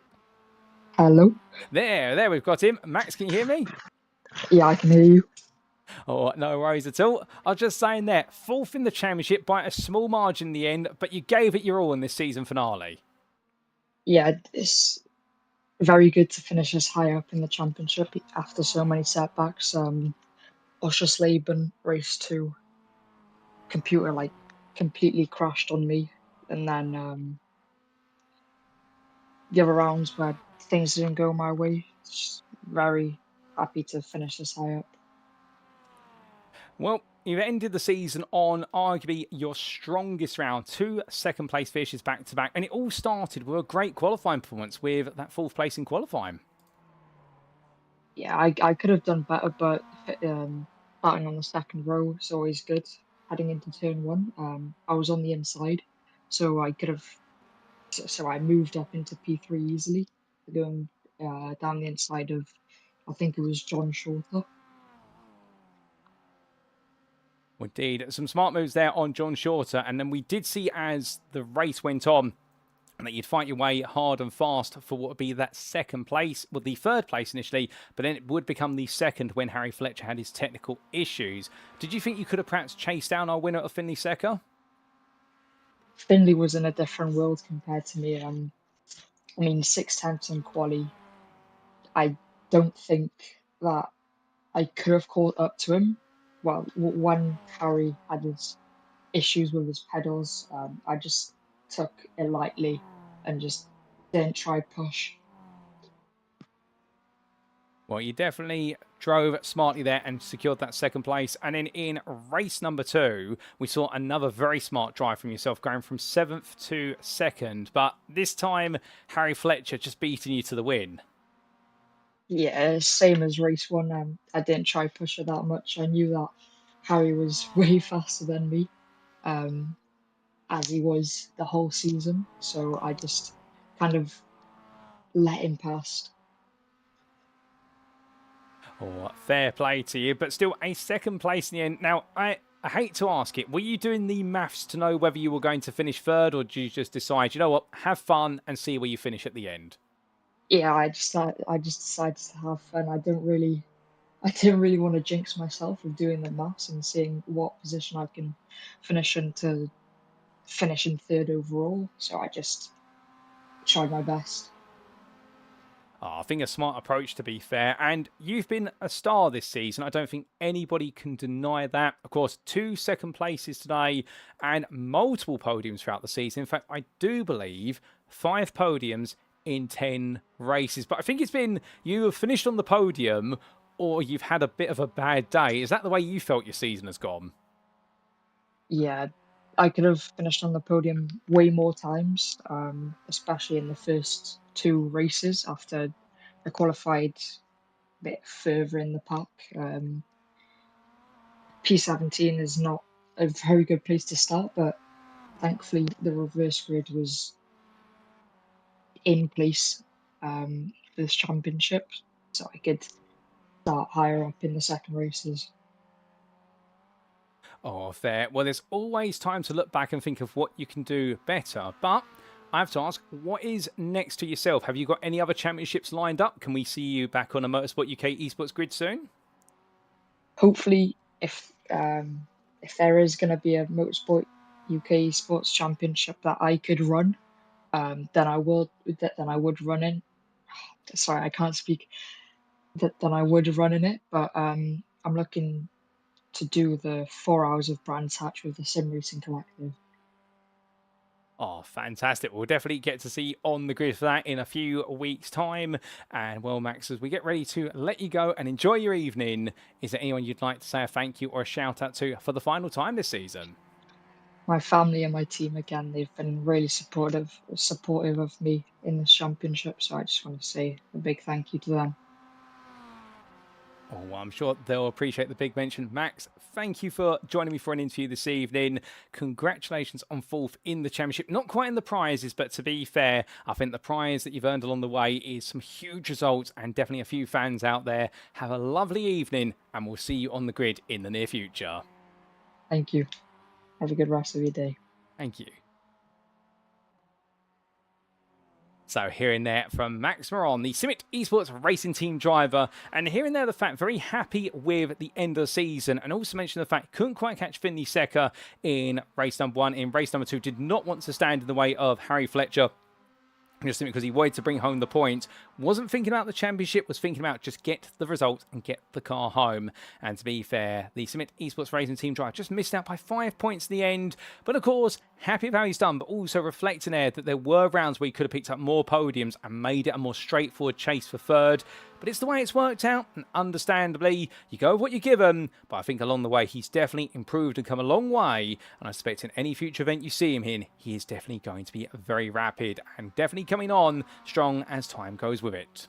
But with that, ladies and gentlemen, we've got one more interview to come here today. And well, it's going to be none other with the man who finished 5th in the championship, I do believe, in the end. We are just going to double check that. And I do believe it was none other than the 5th place man. Yes, it is. And we are going to be coming to Finley Secker, who gets ready to join me in the interview room, and we take a look at some of the footage from his race as we prepare for him to come in. And we're going to refer to him as the King of Oulton Park, given the fact that he was able to put together some absolutely monstrous laps. But without further ado, ladies and gentlemen, coming into the interview room now, our final interview of the season, it is none other than Finley Secker. And as he does join me now, Finley, good evening to you. And I'm going to give you the title coming out of this season finale of the King of Oulton, because you took pole position in the end. You managed to dethrone Harry Fletcher from that pole. You took the win in race number 1. And if it had worked out differently in race number 2, something tells me you could have made it a perfect score today. Did you feel that way? Honestly, this has been the best race I've had in a very long time. I'm smiling from ear to ear. I am so happy. It is just really unfortunate what happened in race 2, but I was still able to climb my way up back to 3rd and get some decent points. I'm not sure where that puts me in the standings, but I'm very happy to finish the championship on a big high. So what it does mean is, championship-wise, you have finished 5th in the standings, but Oh, 5th may not sound great, but consider this, and I know this is going to be a bit bittersweet for you. You're on 246 points, subject to any stewards and such, 4 behind Max Moron for 4th, and only a further 5 behind Ben Sieber for 3rd. I mean, you couldn't have cut it closer. oh. So what you're telling me is, if I didn't crash in race 2, I would have got those pedals in 3rd. You could put it that way, to be fair, but...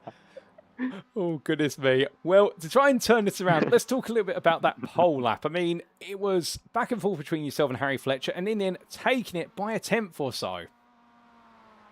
Yeah, so I'm not actually sure how I bagged that lap in the end. You know, in practice, I was 2-3 tenths slower than that, and then that was literally my best lap I've ever done. You know, I was literally in the zone. I had multiple purple sectors. I was one with the car, and I was able to just string it all together and get a great lap. And unlike Snetterton, where I got 3 off tracks, every single one of my laps counted.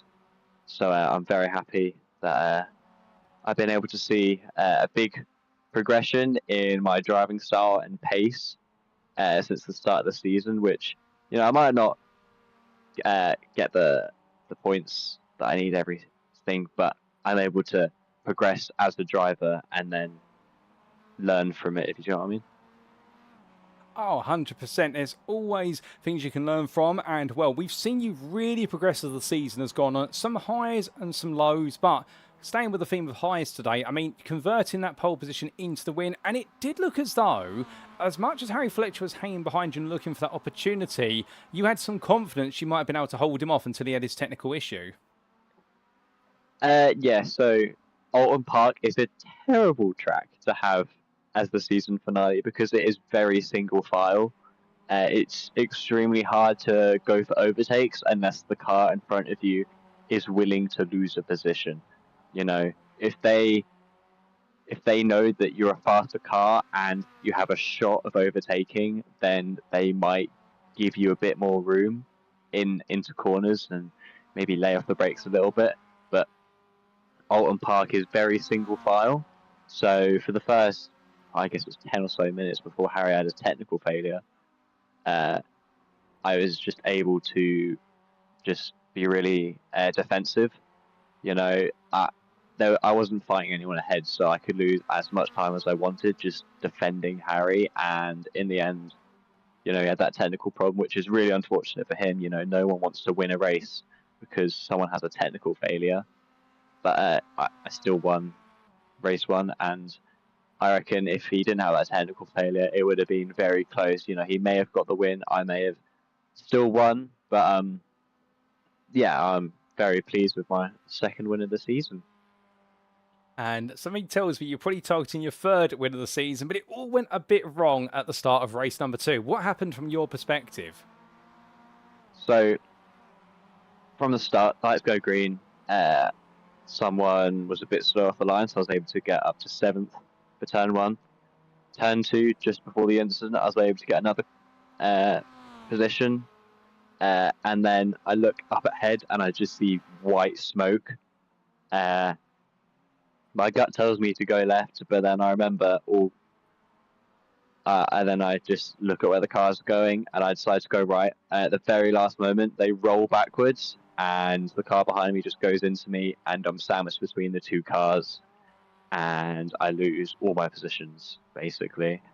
I didn't get as much damage as you would think from a fairly old shunt like that.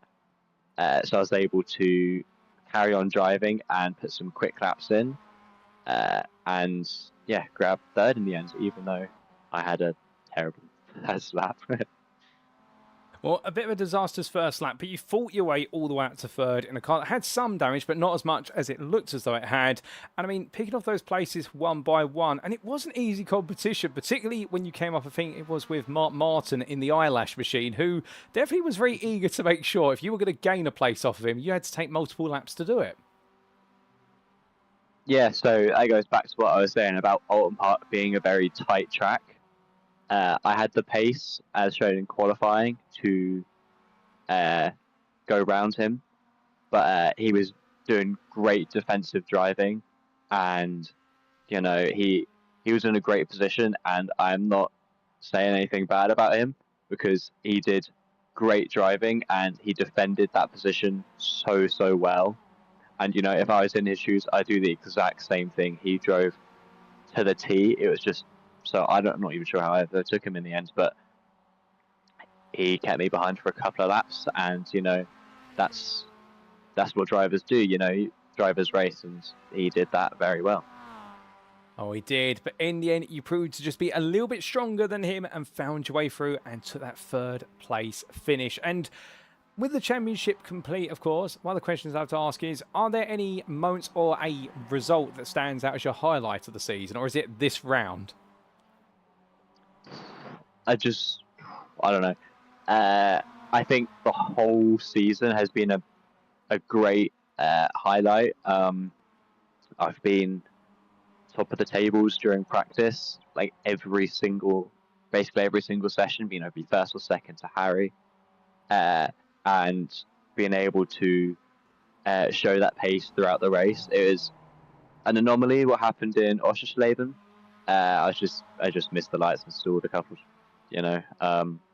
But it's been a great series. You know, I'm not quite, you know, your British Formula 4 driver that can be 0.1 from his fastest and slowest lap. But I'd like to think that I'm a fairly decent driver and have a pretty top tier team behind me, Drive Lounge Racing, which always helped me with practice. And you know, yesterday Noah Spolderson was helping me with practice and helped me find about half a second. And yeah, it's just great to have so many people supported me, and yeah, it's been great. And as well, Snetterton, I think as a home track, you know, it's literally about an hour and a half down the road from where I live. I've been multiple times and watched the racing, and you know, that battle in the second race for the lead and coming down to 0.2 seconds in the end was definitely what made me believe that I could get some points and hopefully fight for the title, which I did for a couple rounds. You know, round 2 at Rudscotton, I had the pace the whole time. It's just unfortunate I had a spin. And then Oulton Park having another win and potentially having another win in the second race. Just unfortunate. I missed my brakes and went into, I think it was Max. So every single round has been something to reflect on and be proud about as a driver, because it's been a phenomenal, I can't even say that word. It's been a great series.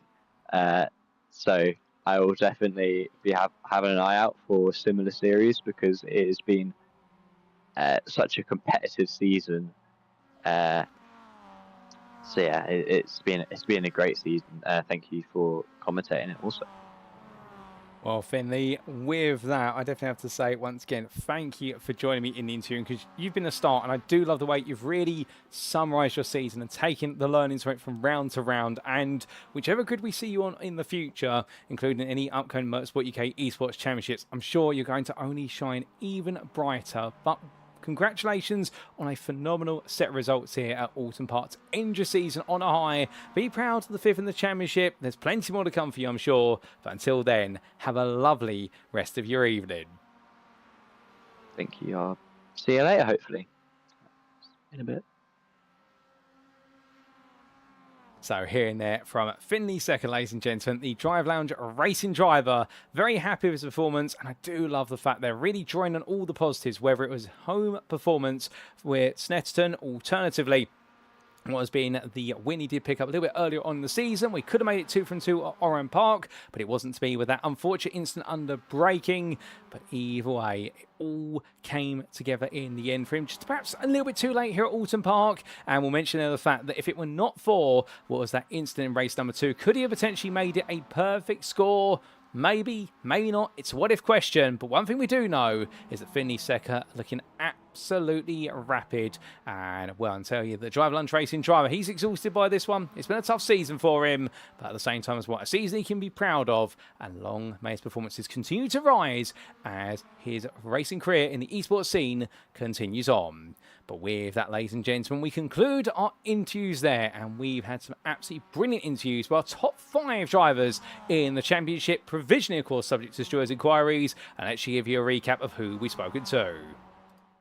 Because we've spoken to, along the way, your champion, Harry Fletcher, after what was the mixed results and the drama in race number 1 with the throttle pedal issue. Then we came to Jaden Innes, the man who took the runner-up spot, albeit thought he could perhaps give Harry Fletcher a run for his money, but the early incident in race number 2 made it not to be. Then we came to Ben Sieber, held on by a thread for 3rd place, only by 5 points ahead of Max Moron, and Finley Secker further 4 behind, and we got to see it's so close between our final 3 drivers there who we interviewed. Speaking of Ben Sieber, firstly, very happy of his achievements, no doubt about it. Was hoping he could end the season on a stronger round. So Max Moron just missed out on that win, but taking 5 out of 10 results as podiums. And the Summit Esports Racing Team driver known as more podiums out there, but plenty to learn from. And then talking about the completed picture, Finley Secker there, and we're happy with the wins, with the results, and known as something to take from every round, where it's from his home circuit at Snetterton all the way to the season finale Oulton Park, a circuit he loves and absolutely shone at. And thank you to all 5 of those drivers for joining me for an interview.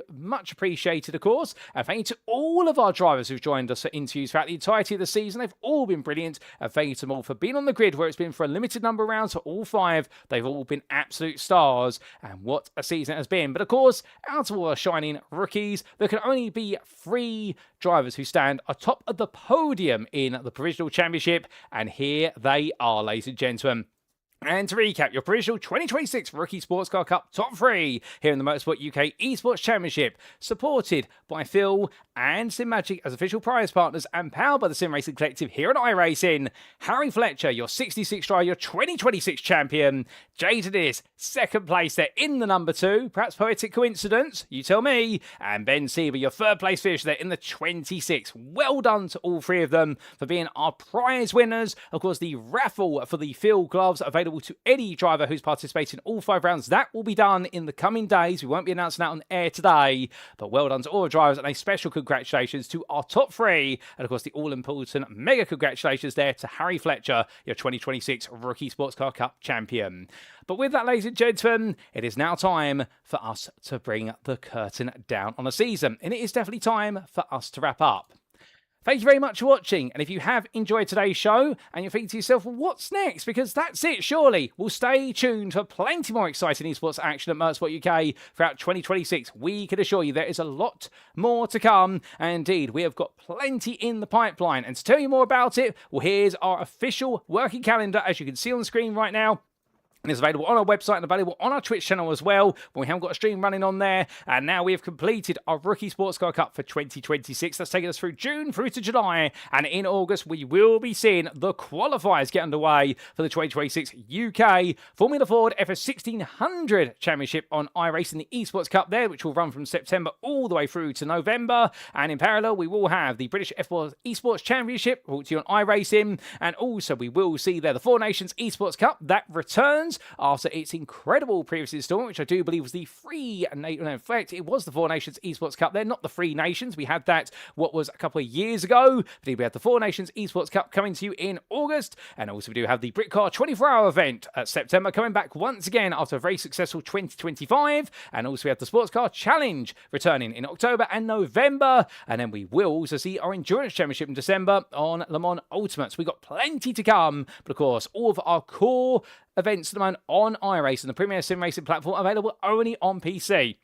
Now, if you sat there right now thinking, well, I want to be on the grid for one of these upcoming series, how do I get onto it? Well, all of these events, all these championships are open to those who are Motorsport UK Esports paid membership. Now, there are 2 tiers of membership at Motorsport UK Esports. There's the free membership, and then there is the paid one, which is £27.99 in Great British Pounds or GBP per year. You perhaps sat there thinking right now, well, that's a lot of money.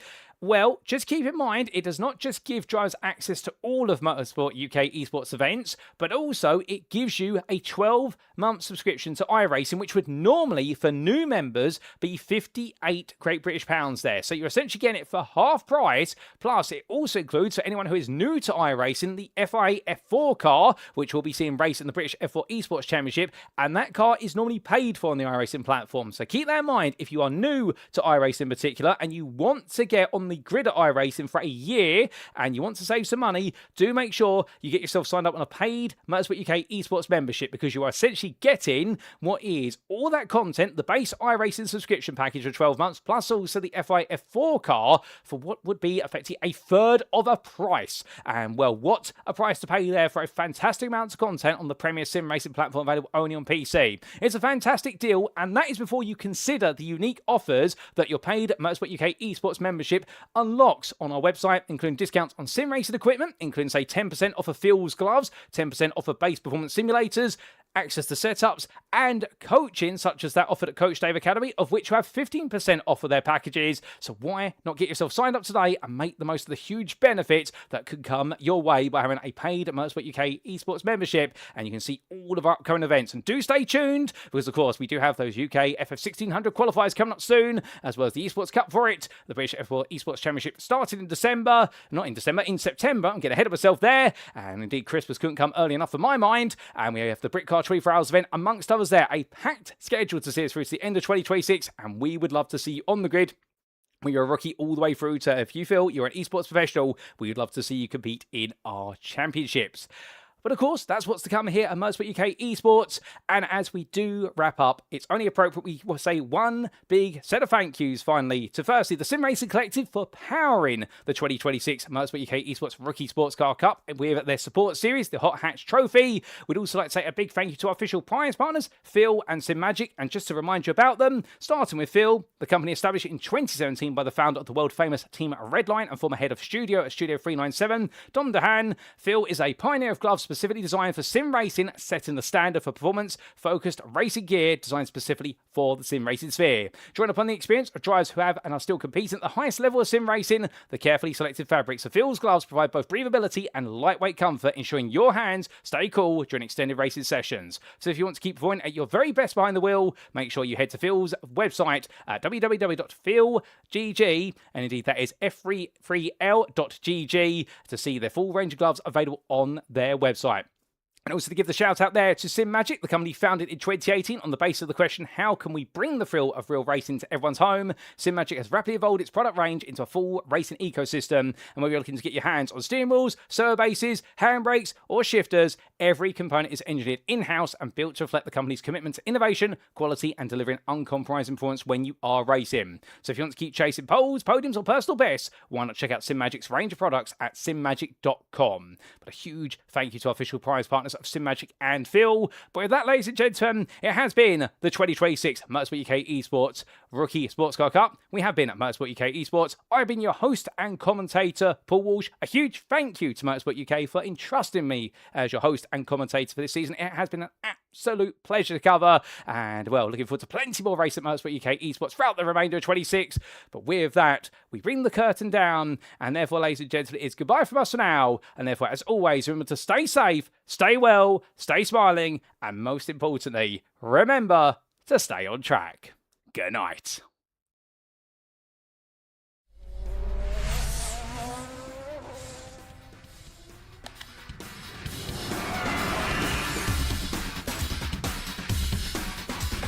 Past all of them as well. What a move to the 48. Oh, look at this. And on to the straight they come.